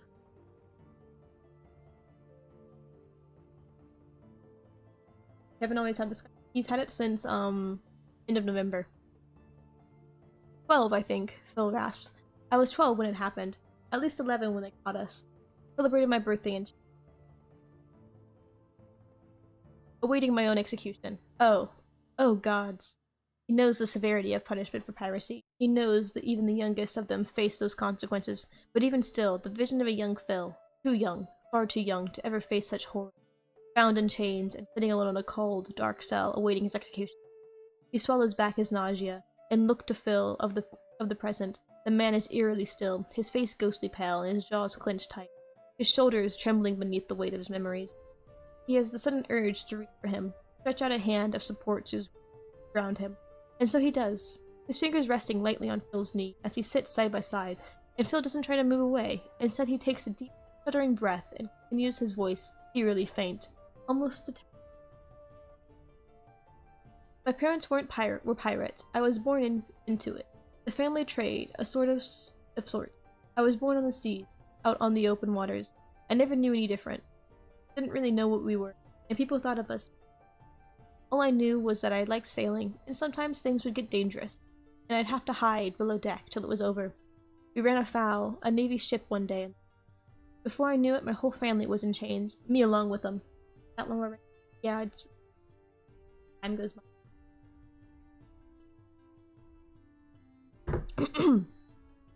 And Phil goes on to weave a tale so sorrowful, so bitter and laced with horror, that Technoblade can scarcely bring himself to listen. He tells the story of long nights on the dark brig of a Navy ship, sandwiched tightly between his parents and his crew. He recounts a long, tumultuous journey to the shore, where they were shoved in a prison cell, too small for the company. He recalls the terror of a child, forced to wait alongside his parents, the knowledge of his impending death. He speaks of cold chains and cruel hands pinning him down, as white-hot iron drew nearer until Phil's jaw abruptly shut with an audible click. His hand drifts to his collarbone. My parents run a crack in the corner of the cell. They and the others worked day and night to widen it. And in the end, and he lets loose a long, trembling breath. In the end, I was the only one small enough to fit through it. I was the only one who escaped. Technoblade's breath catches. I stuck around port as long as I could. Phil's voice tinges with a bitter, hollow detachment. Eyes looked dull, almost gray. I waited for them. They told me to go, and I didn't. His fingers dug into the fabric of his white-knuckled, his hair falling into the curtains of his eyes. I waited too long. I stayed just long enough to watch their execution. Technoblade feels numb, his jaw opening and closing to the struggles to think of what to say, what to do. His heart aches for the man, who he now looks at through a different light. It's easy now to see the tightness in his as he speaks, and the crease in his brow when he laughs. There's a gurgle to his breathing, singing to his eyes as Phil pushes back whatever sorrow he should be feeling with a strangled laugh. It's a ghost of what true delight should be. A mask. A facade, sorry. It looks wrong. The silence has gone on too long. Phil barks another watery laugh. Sorry, mate, he murmurs through a hiccup as he scrubs his eyes. Technoblade watching him helplessly on. Not really sure why I'm dumping all this on you. And Technoblade can see him start to shut down again, getting ready to close up his walls once more, and speak up before he even has a chance to think. No, it's... He flounders for the right words to say. Openness between them now. A raw vulnerability. He never expected. He doesn't want to mess this up. Thank you. Phil's head jerks up, his chuckle quieting. For what?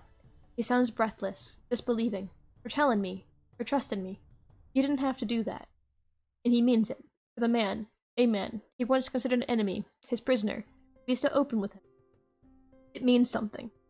There's a flicker of warmth somewhere in his heart amidst the regret and rage he feels for suffering his first mate endured at the hands of the ones he'd once sworn allegiance to.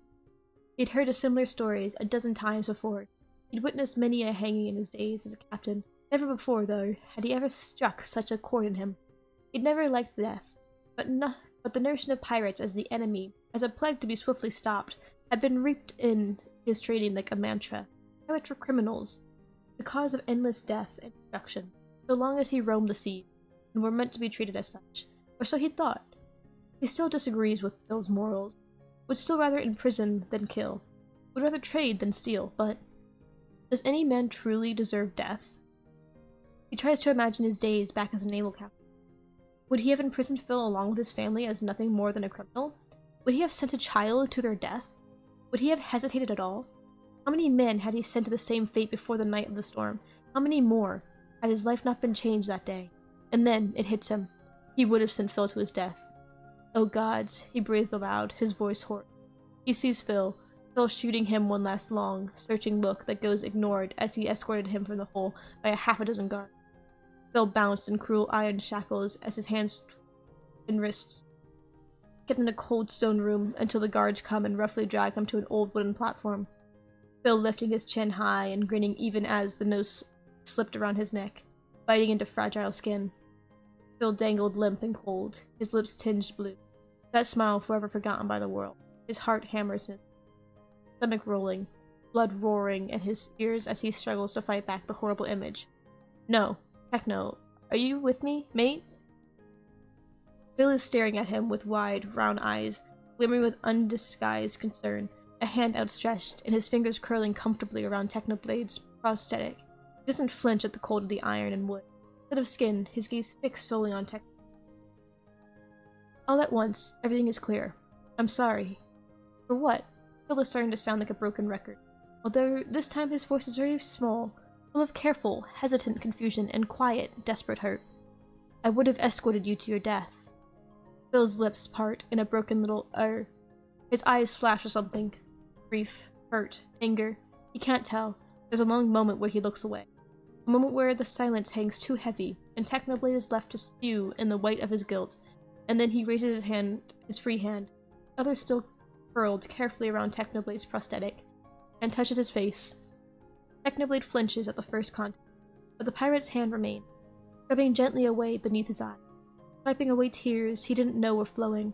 Aw, mate, Phil murmurs, and he leans into the pirate's touch again, his better judgment. It's been so long since someone touched him, since he received more than a passing clap on the shoulder. Phil makes a soft sound at this, and he smiles. A smile that is both warm and gentle as the morning sun, and yet somehow sad. I don't hold that against you. It was what you knew. Technoblade shakes his head weakly, and Phil's hand cups his cheek, stilling the movement. Nobody is innocent, Phil says firmly. Me least of all. There are a lot of things I regret, and a lot of faces that keep me up at night. Perhaps I do deserve to be hung, like they say. Technoblade opens his mouth to protest, but Phil raises a hand to silence him. What I'm saying, Techno, is that I don't think there's a right side. I used to, but I'm not so sure anymore. You were doing what you thought was right, and so was I. You would have died, Phil. Hey now, Phil says dryly, his lips twitching up in the faintest hint of... Don't count me out that easily, mate. Technoblade laughs. It sounds frail, even to himself, but it's genuine. Yeah, fair enough. You did somehow survive a sinking ship from a jail cell. And then he blinks. How did you escape? Leverage, mate. Phil winks. Technoblade grins, and a warm flicker returns. Despite everything, he says, as Phil drops from his cheeks, curl lightly around his own. This time, the one made of flesh and bone, is a firm, yet surprisingly gentle grip, and he squeezes right back, shocked by how familiar the gesture already feels. Despite everything, you saved me. Phil nods, his smile dropping into something smaller and more reserved. Why? Despite my reputation, Phil says, I don't like to watch good men die. You're a good man, Tech. I knew that from the moment I met you. You just needed some encouragement. You pulled me from the water. I did. You paddled us to shore. I did. You... He paused, swallowing back emotion. Paid the doctor. You paid for my treatment. Phil nods, looking a little abashed by the acknowledgement of his good deed. His cheeks flushed pink. Thank you, Technoblade says again, locking gazes. Anytime, mate, Phil replies quietly. And then something clicks. Wait a minute. Where'd you get the money for that? You were a prisoner. We searched you for... Phil gives a nervous grin. You stole from my ship? Well, I couldn't let all that gold go to waste, could I? Oh, you bastard, Technoblade says, and the word is said with far less venom, and much more affection. He can't stay mad for long, not while looking at that smug, shit-eaten grin, and the two of them dissolve into a merry laugh together. Leading in on one another for support, the grim atmosphere quickly evaporates. That night is filled with the quiet chuckles as the two of them spend the rest of their night together, eating, drinking, and sharing together in the retelling of their very first meeting, taking turns weaving the tale into something far grander than anything that actually occurred. It's a tale to tell to the crew one day, should they get the chance. It's the happiest Technoblade felt in a long time. Who would have thought? Phil laughs, suddenly running a hand through his hair as he tips his head back. What? A pirate and a former naval captain. Friends. Technoblade smiles warmly. Yeah, friends. Yo, I was about to fucking cry. I'm just like, yo, that's... Oh. I was about to cry about a fucking scene that wasn't even gonna happen. I'm too emotional. No major content warnings apply to this chapter. Okay. Chapter 6. Technoblade, it turns out. A bit of affinity for animals. Or maybe it's just Phil's crow. The first time the bird fluttered up to Technoblade's shoulder instead of Phil's, the pirate had sputtered in feign indigenance, though he couldn't keep the grin off his face. Oh, Brian, you little shit. He waggles a finger in the bird's face, who nips playfully back at the ruffles. Playing favors already, are we? Or favorites, are we? He shoots an accusing look at Technoblade, who can't keep the grin off his own face as the bird nuzzles closer to his neck with a happy croak. "What can I say?" Technoblade drawls, lifting a finger to soft feather his head. "Animals just like me." After that, the bird sticks a lot closer to Technoblade, as if to spite Phil. Look on Phil's face when Brian gives him the cold shoulder, only to cuddle up next to Techno instead, never fails to make Technoblade. If only to add insult to injury. It's in all good fun, though. A part of Techno does enjoy the bird's company. It's nice to have a companion when his work gets dull or things get too quiet. Brian is always quick to answer him with a throaty call or a softer croon when he voices his thought aloud, and it's easy to pretend he's having an actual conversation with the bird. It's better than admitting how silly he must be. He was genuine when he told Phil about his tendency to bond with animals. He had a quick friend at the Doc's mouser back when he worked at the port. A quicker friend, yet on the ship's own feline companion. A little calico kitten, Crumb. Rambu had called her, named after she'd been found covered in her namesake of his old estate. It's fierce and cuddly all at once, and though her bite packs a punch, she's swift to sweeten up to Technoblade when he offers her some dried fish. So yeah, he's pretty good with animals. He usually prefers their company anyways. Phil is far too noisy. His hidden talent comes in handy sooner than he expected.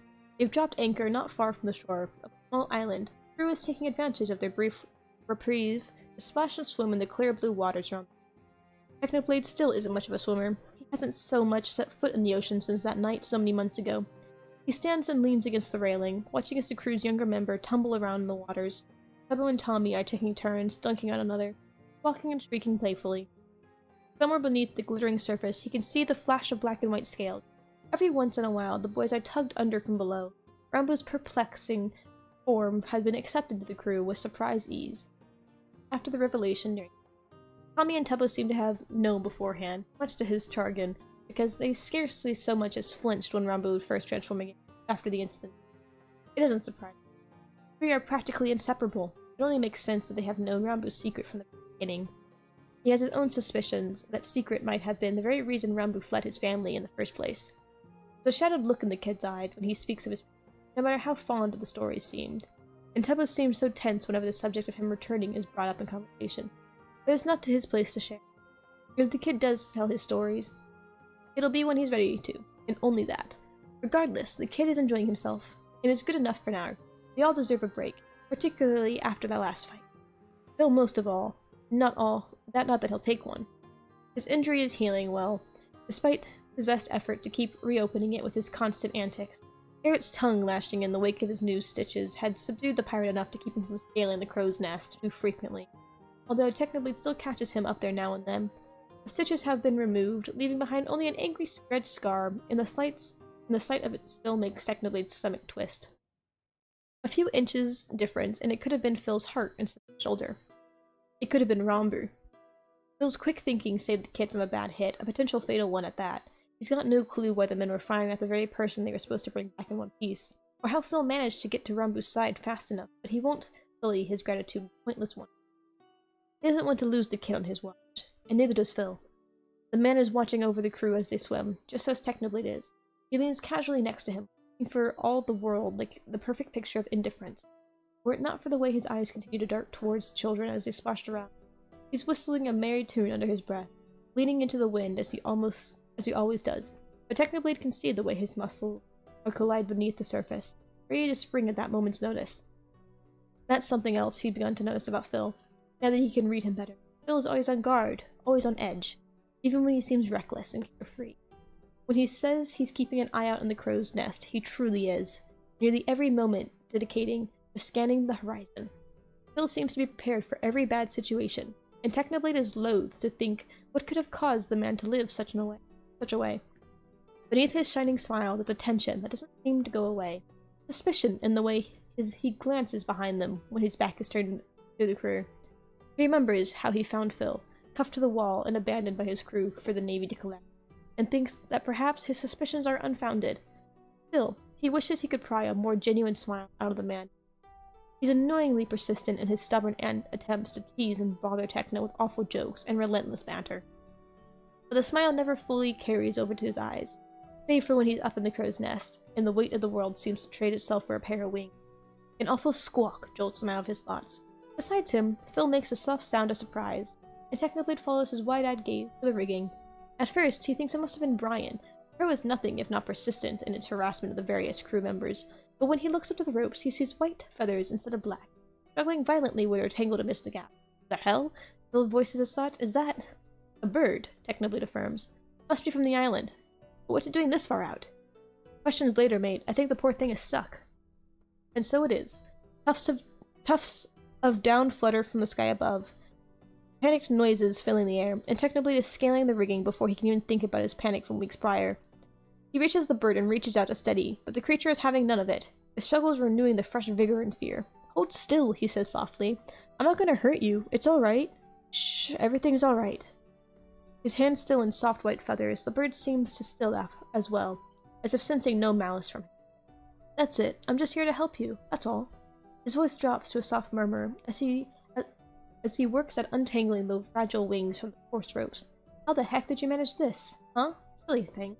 The bird makes a softer noise at that, only to shriek in pain when the wings finally come free from its confine. It clings frantically to the ropes, and wings draping limply beside it, and it's clear the poor creature is hurt. And so he gathers the bird close to his chest with a sympathetic noise, and begins to arduous task of climbing back down with only one hand. His landing is less graceful, but Phil is there to steady him when he stumbles. Aw, mate, Phil coos down the frazzled bird. Poor guy's wings must be broken. Looks like it, Technoblade grunts, holding the bird gingerly, absently trailing his fingers through the puffed-up feathers atop his head in an attempt to soothe it. It must have tried to land on the ropes and gotten caught in them.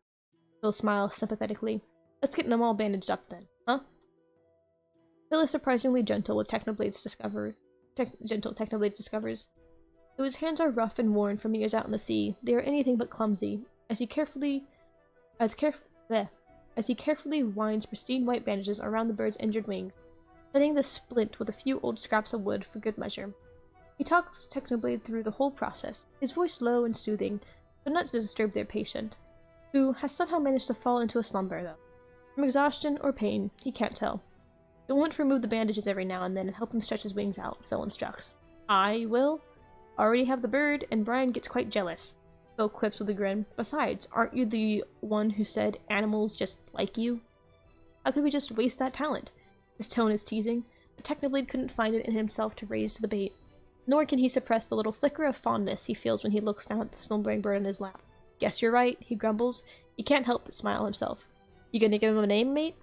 Phil suddenly inquires, leaning forward with an ego smile. Technoblade blinks. He starts and grapples for anything at all. Floof? Phil's laughter fills the room as Technoblade's cheek burn. Wait, nope, no changing it. Phil, hang on. Nah, mate, it's too good to pass up, Phil wheezes. Pirate Captain Technoblade and his fearsome pet parrot. Floof. It's better than Brian. Is it? Is it, mate? Floof it is. Only 6 chapters in and they're already adopting birds. I know, right? God. Floof and Brian turn out to be thick as thieves. They're just as bad as Tommy and Tubbo, a plague of mischief upon a crew when Floof starts to fly again. And if Technoblade catches Nikki giving him and Phil a knowing look one night as they watch their birds playfully squabble over a scrap of dried meat, he pays her no heed. Even if he can see the similarities too.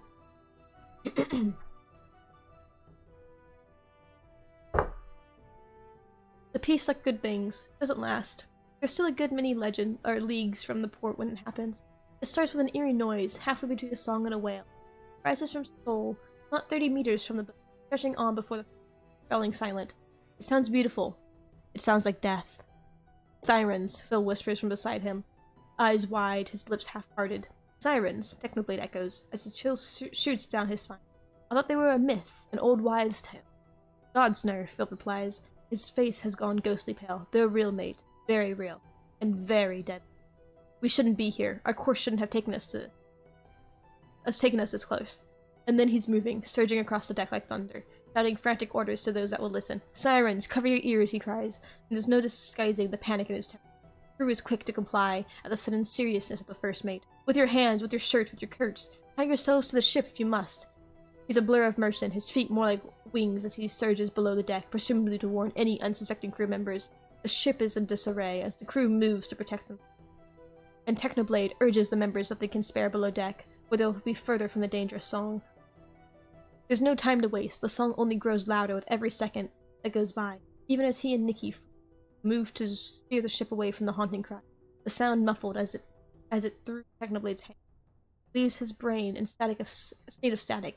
He finds himself moving in a daze, almost as if sleepwalking. Thankfully, he has enough control to ground himself to the wheel alongside Nikki, and together they guide the Argo away from the shoal, while their crew cling desperately to the rails and rigging to resist the deadly urge.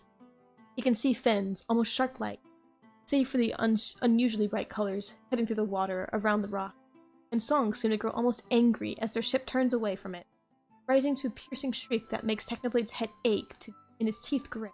And then finally, it's over. "Everyone alright?" Technoblade asks, once the wailing has faded into a distant cry.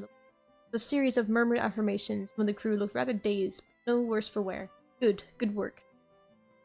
"Phil, that was quick thinking. It could have been bad, real bad." Silence answer him. "Phil?" Nothing. The crew seems to wake up at that. Technoblade's heart begins to beat with a few new ferocity. Searches the crowd for the face of the friend that comes up short one first mate. He can hear them echoing Phil's name, the urgency rising until the murmurs grow to shout and frantic feet pound across the deck in search of the man. The search comes up empty. Did anyone see him? Did he cover his ears? And then he sees Nikki, her ears covered snugly by a familiar green bandana.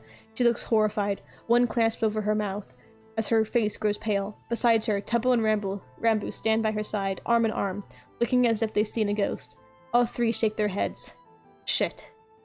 Technoblade practically throws himself into the port side of the ship, where the rocks are now mere dots on the horizon, and then he hears it, or rather, the sirens have gone silent.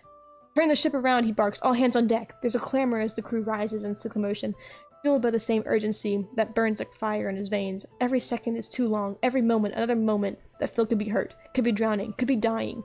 No matter how the wind favors them, it still takes too long to get to them close, but not close enough to see anything at all. They're still a few dozen meters out, and technically can feel nothing but the all-encompassing panic as the strains to catch any glimpse of motion amidst the rocks and the water. "Get us closer, damn it! We can't!" Nikki cries, and she looks stricken. "The waters are too shallow, we'll sink her on the rocks if we aren't careful." "Then I'll go." Technoblade moves swiftly to the side of the ship, where the lone dignity dinghy sits ready for use. A few crew members are quick to help him, and he clambers in as they begin to lower it towards the water. Tommy and Nikki move as if to join him, and he waves them off with a grimace. "Can't risk it," he says firmly. "I'll go by myself. If I don't make it back, you're in charge, Nikki." Nikki nods solemnly. Tommy looks indignant, but thankfully doesn't protest, seeming to recognize the urgency of the situation. Technoblade's stomach drops along with the dinghy, and the ropes are tossed in, and he paddled harder than he'd ever paddled before. It seems to stretch on for hours, though it's likely only minutes. His whole body is alight with adrenaline, his blood roaring in his ears, and his heart fluttering frantically in his chest. He's not sure he'd hear the sirens now, even if they were still singing. The only thought on his mind was of Phil. Foolish, idiotic, self-sacrificial Phil, who probably spent more time worrying about his crew than himself. "Don't be dead," he hissed from behind gritted teeth as he rose. "If you're dead, I'll kill you." As he rose closer, his breath rasping out in ragged pants, his arms burning. As he single-handedly rose faster than half a dozen men would, he catches hints of murmured conversation filtering across the ocean's surface from behind the rocks. "So there I was, a dozen men. One shot left. So then and then... Phil." He's still alive, and thank God, but he won't be for long when Technoblade gets his hands on the bastard. He's still a few feet away from the rocks when he stands, leaping from the boat and barely leaping the distance. His hands burn from where they catch on the rough stone, but he barely bats an eye, following his way upward until he's able to catch a glimpse of the scene in the tide pools below. Phil is alive, and he's smiling. The pirate sits, sprawled casually in the lap of the Simon with long, dark, flowing hair and tan skin. She'd be considerably beautiful, were Technoblade have to eyes for such a thing.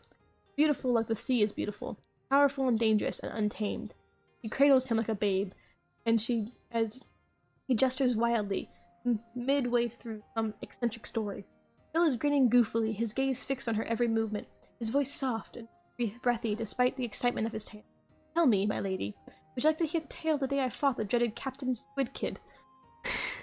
She nods and giggles along, if entranced, her gaze equally fixed on his as her tale, black as the night sky and gilded with gold like 1,000 shimmering stars, lazily flicks water up from the tides below them, and then she lifts a hand towards his face.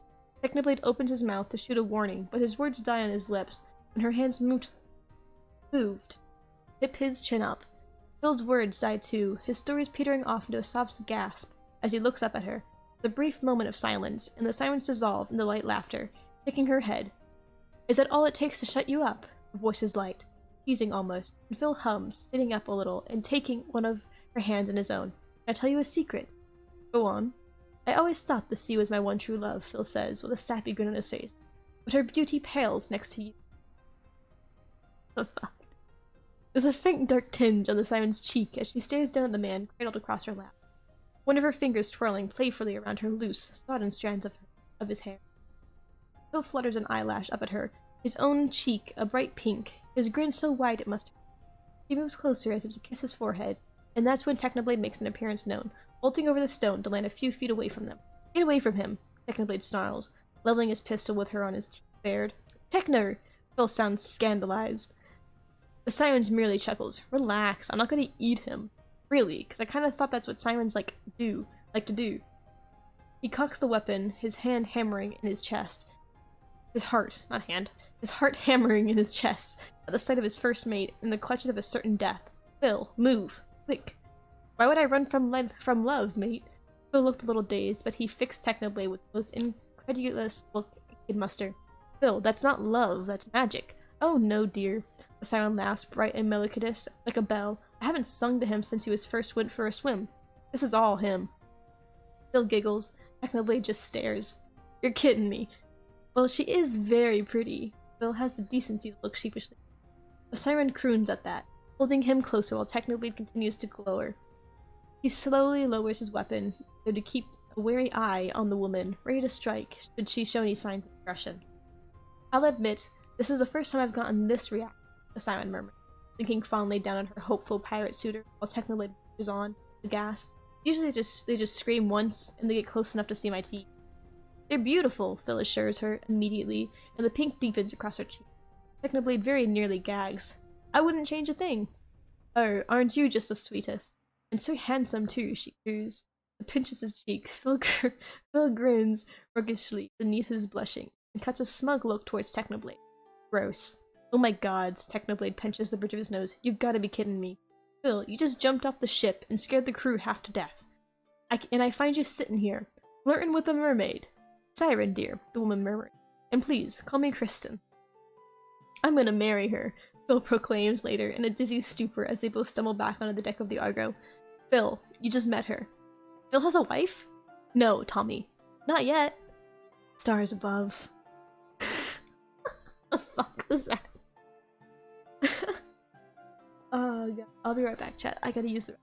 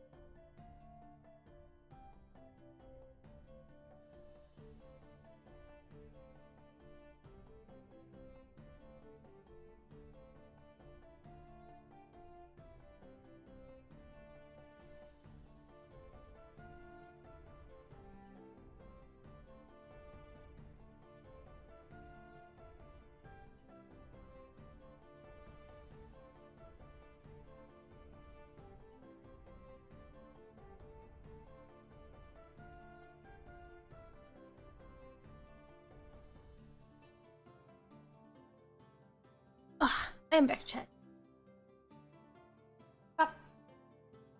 You're on chapter 7. I think chapter 7 is going to be our last chapter for the night. I don't think we're going to make it all the way through. Depends on how long chapter. Hope you guys are enjoying so far, though. Chapter warnings. NPC character death, a connotation of drowning, heavier slash angsty discussion. Those are the triggers.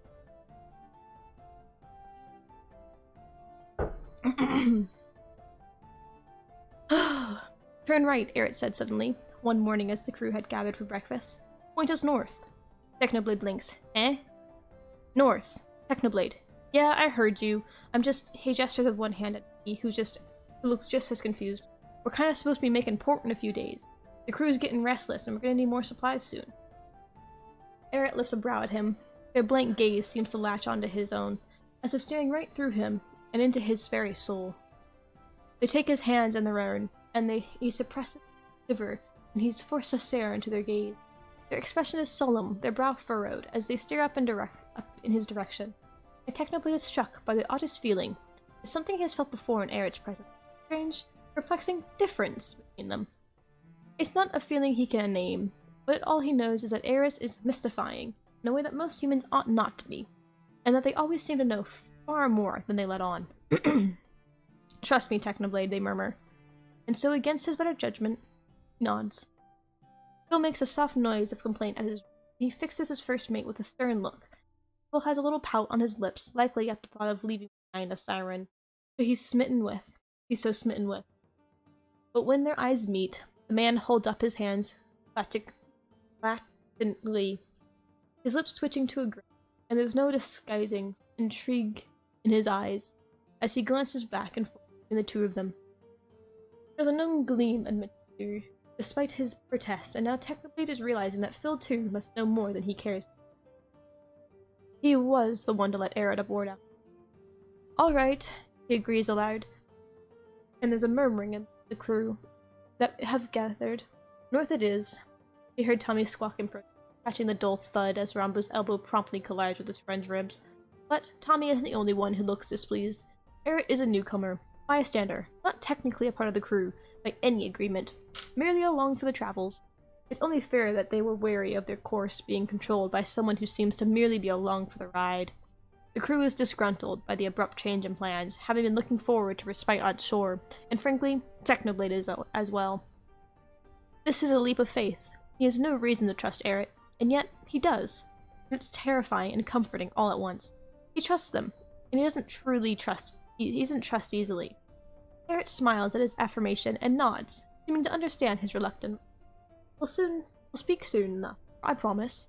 They assure him, their voice a low whisper, quiet enough that the rest of the crew can't hear what they're saying. Technoblade nods, as small of a gesture as he can manage, and then they raise his hand and settle quietly back at their spot on the stairs, picking up their meal and going back to eating as if nothing has occurred. The crew just watches, perplexed. How very odd, indeed. The next night, he finds Phil alone at the stern of the ship, occupying Technoblade's usual spot at the railing. The man doesn't even come to notice his arrival, or simply doesn't care. His gaze is fixed on the dark horizon, on the glistering of the stars across the glassy surface, which, for one, is calm. Phil's posture is rigid, his shoulders straight and his teeth clenched, his jaw working fiercely. There's a storm brewing beneath the surface, one that casts a glassy gray sheen over the usual blue of his eyes, and shroud his face in shadow. His brows are knit with some inscrutable emotion, something dark and hollow and foreign against his friend's cheer. It's disquieting. A glint catches his eye. It's one he's seen before. A chain dangles from Phil's fingers, the very same he'd held so many nights ago in the celebration of Technoblade's captaincy. Only this time, it's not just a chain he sees, but a locket, tiny and delicate, and intricately detailed, intense, sealed in a small clasp by Phil's palm. Phil scarcely seems to notice it's there, too wrapped up in whatever dark thoughts plagued his mind. And when the chain begins to slip dangerously from the friend's fingertips, Technoblade finally decides to step in. Phil? No matter how soft he kept his voice, the man still startles at the suddenness of it. Thankfully, his fingers curled instinctively tight around the locket, pulling it close to his chest. He tilts his head towards Technoblade, the slightest nod. That nod is all he gets. No smile, no fond murmur of "Hi, mate," not even so much as a friendly glimmer in his eye. Just a nod. They sit in silence for a while longer. Technoblade feeling uncertain and out of place. The last time they'd spoken like this, it had ended in Technoblade being the one to be comforted. Phil shrugging off his own pain for his sake, and that's the last thing he wants right now. He wants Phil to feel, for both their sake. Phil is the one to break the silence. "I must look a right mess, huh?" he rasps, the faintest switch of his lips that doesn't reach his eye. And it's true, though Technoblade won't admit it. Though Phil has never cared much for his appearance in the time they've known each other, this is something different entirely. His hair is messy and dull, his chin scruffy in a way that isn't as charming as it is worrying, and there are deep shadows beneath him, his eyes to accompany the furrowed line across his brow. He looks tired, in a way that frankly doesn't suit him, and the sight of him in such disrepair makes Technoblade's gut tie itself in knots. "You haven't been sleeping." He's not sure if it's a question or a statement. Phil nods, nevertheless. "Nightmares," Phil answers simply, and doesn't elaborate. Technoblade doesn't ask him to. He knows what the nightmares can be like, how guilt can take them and twist them to something haunting, into something that makes you twist and writhe, and shout silently until you wake in a cold sweat, with your sheets tangled around your legs like vice. He knows nightmares, and he's seen the same shadow of his own in the mirror too many times to count. Instead, he tilts his head ever so slightly down towards the golden chain, and Phil's eyes follow his movement, with a soft intake of breath, fingers curling tightly around the lock, revealing the polished surface once more. The hinge is now closed to conceal its content. "I wish I could just get rid of it," Phil whispers suddenly in his voice. There's a word of pain, anger, and bitterness, and grief, and confusion, all twisted together into something ugly. "I wish I could just toss it into the sea and be rid of it." "What is it?" Technoblade wants to ask, but instead, "Would that help you?" And Phil sighs, laughing that hollow laugh again, as his face contorts into something wicked and terrifyingly empty. "I don't think it would, mate." Phil's eyes look strangely wet, his eyes blinking ferociously as he turns away, his warped smile flattening out into something sorrowful. "But I sure as hell wish it." Phil's free hand rests on the railing beside his. Carefully he takes it and counts it as a win when the man doesn't pull away, simply stiffening beneath his touch. He runs his thumb over worn knuckles and calloused fingers, and slowly but surely the tension begins to ebb from his friend, until it's practically leaning to the touch with a soft noise of both sadness and appreciation. Technoblade is not only starved of the comfort touch. "He was my son," Phil murmurs. When he's slumped so far to the side, he's resting comfortably against Technoblade's side, cheek pressed close to his shoulder.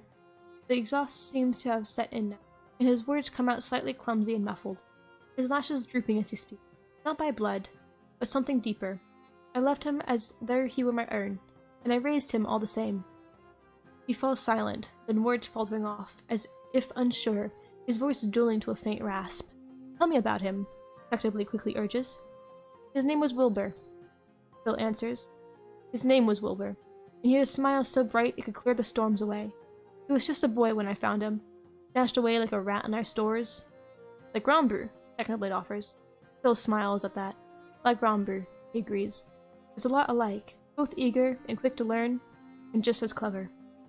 Wilbur has a silver tongue, and he knew how to use it. It was his greatest weapon. He was never too great of a shot." And he laughs again, and this time it's more genuine, though still tinged with grief. "He grew up like me, out on the seas. He learned to love the taste of salt in the air and the wind in his back. You would have thought he was born there." Phil's words are soft, a faint flicker of warmth behind them no matter how heavy his sorrow. It's clear these are still fond memories, even if now they've been tainted with something bitter. "He was only a teenager when he became my first mate, and I wouldn't have wanted anyone else at my side. He got us out of so many messes, and with that mind of his, well, half of them were my fault, but he never held it against me." Technoblade chuckles at that, knowing all too well exactly what sort of messes Phil intended to create with his antics. "I was so proud of him. He grew up to be everything I wished I could. I was glad I could give him even a taste of it." Technoblade remembers Phil's haunted past and the bitterness of a boy forced to move on without his parents, returning to piracy with an unfamiliar crew and a ship only the brand on his skin to remember his family by. Clawing his way upward, hand over hand to reach the top, he thinks Phil's careful watch over their youngest crewmate and his apparent instances taking in those who have nothing. Phil's strays suddenly make a lot more sense. He opens his mouth to speak, but Phil beats him to it. "I must have failed him, somewhere along the line." Phil's smile evaporates, the glassy look in his eyes returning.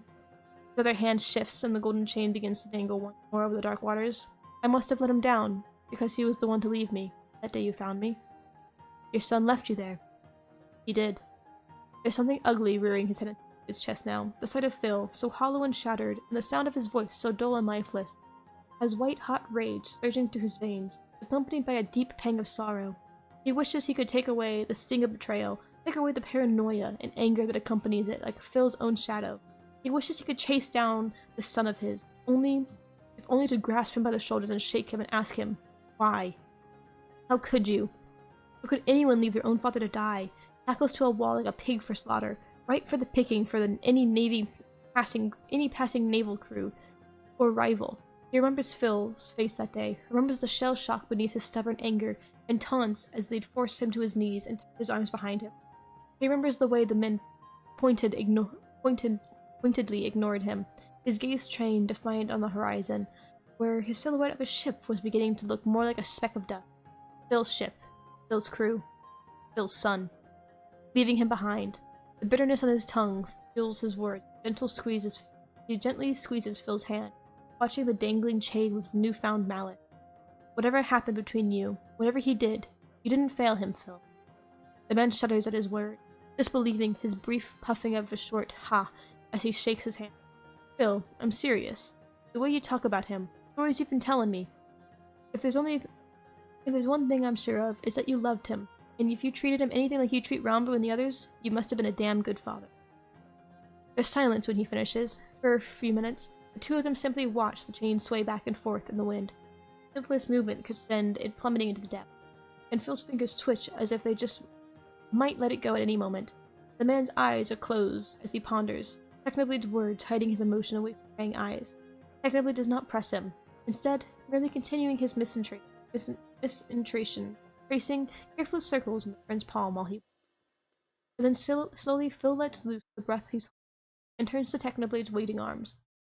Technoblade does not protest, instead wrapping the smaller man tightly into his humming softly as hands cling to the back of his shirt. He hides his friends away from the world. Although the deck is abandoned, no prying eyes to be found at this. Phil is silent in his hold, but his grasp is made of steel. As if he's scared, Technoblade might disappear at any moment, or leave him behind.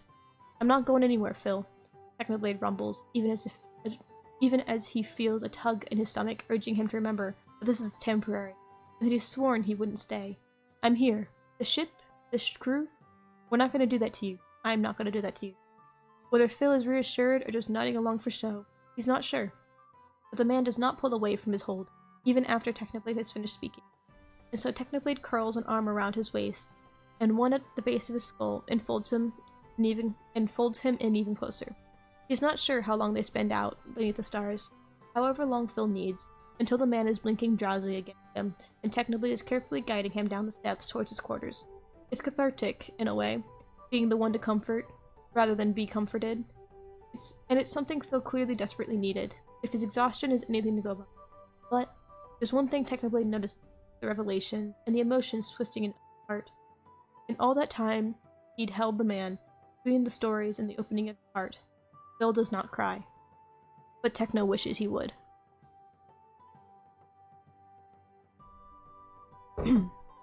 On their 5th day, pointed north, they find a shipwreck. The devastation is absolute. What's left of the ship, the rest likely resting soundly at the bottom of the sea, is in ruins. Shattered planks of wood and tattered flags, sporting a familiar skull and crossbones, the remains of rigging and bobbing lazily across the surface of the water, like some morbid display. The air is still acrid, with the taint of gunpowder.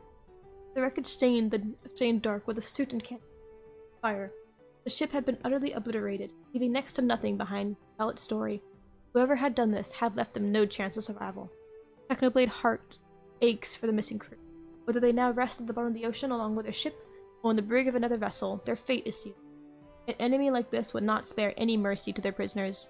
He's never been one for needless violence, and the sight of such clear death is enough to turn any man's heart. Steer us wide of the wreckage, he urges Nikki. Don't get too close. We don't want to risk damaging our own hull. His helmsman nodded dutifully, her brow furrowed, her lips pursed in concern as she surveys the scene. There's no attempt to disguise her work. Nikki wears her heart on her sleeve, and there's something she's come to greatly respect. As sturdy and steadfast as she is also one of the kindest listening ears he's ever met. Next to her, Eric suddenly smiles. A sharp cry splits the air. Man overboard! There's a commotion, a thundering of feet, and a herd of cattle to those above the deck. All move to the source of the shout. Tommy's staring with wide eyes out of the wreckage, his hand white-knuckled on the rail. Technoblade follows his gaze to the source of his worry, and his breath catches in his throat at the sight of two motionless forms draped in the floating piece of debris, unmoving. Before Technoblade can stop him, the kid's already thrown himself over the edge, plunging into the water with a great splash. There's a scuffle beside him as Tubba moves to gather a spare line, tossing it in the water beside Tommy as he moves with confident, quick strokes towards the motionless figure beyond. Technoblade has half a mind to scold him when he returns, but Phil's shoulder brushes his own in silent support. He looks in his eyes, assuring him that if Tommy hadn't dived in, his first mate probably would have. For a moment, Technoblade fears they might already be dead for how still they lie, and for the carnage that surrounds them. But Tommy reaches their sides in moments, fumbling pulses. In a relieved grin, he shoots up, waiting at his waiting crew, and is enough to assuage Technoblade's worries. They're still alive! The two are lifted aboard the Argo with no lack of effort. Crew work together and carefully haul them onto the deck, setting them carefully down on spare rags, hurriedly gathered from below. You can hear Eric's voice above the clamor, calling for Rumbu's help in assisting the injured. The whole crew crowds around them curiously, every set of eyes trained on the strangers and their fate. From where he stands, you only catch a brief glimpse of the two, a young, fox-like face curled close to the elder's chest, and a mop of soggy brown curls. It's only after the two are brought below deck that he realizes Phil is no longer at his side.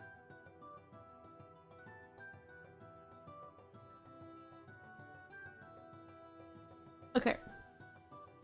It's 10 o'clock. My eyes are starting to hurt from staring at the screen. I'm white as fuck. I'm gonna go ahead. Pick up 8.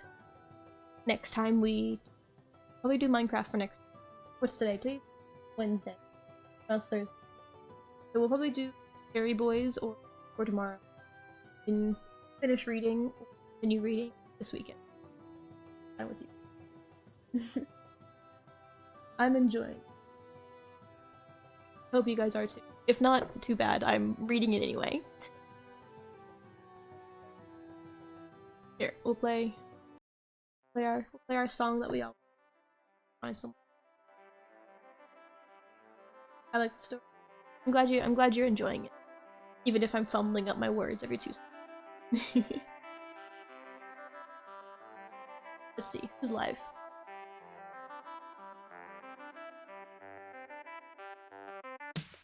Oh, Rambo's live on his alt. Let's see who's live, and he's the only. Let's see, we've got Sneak Snack and we've got Rambu. Let's read Mr. Sneak Snack. Ag. That's spelled right. He's playing the new Spider-Man game. Oh, whoops! I need to actually type raid. I just had this X. There we go. Yeah. I hope you guys enjoyed the stream. I will be tomorrow for the Minecraft stuff and things and shenanigans. Yeah, I hope you guys enjoyed.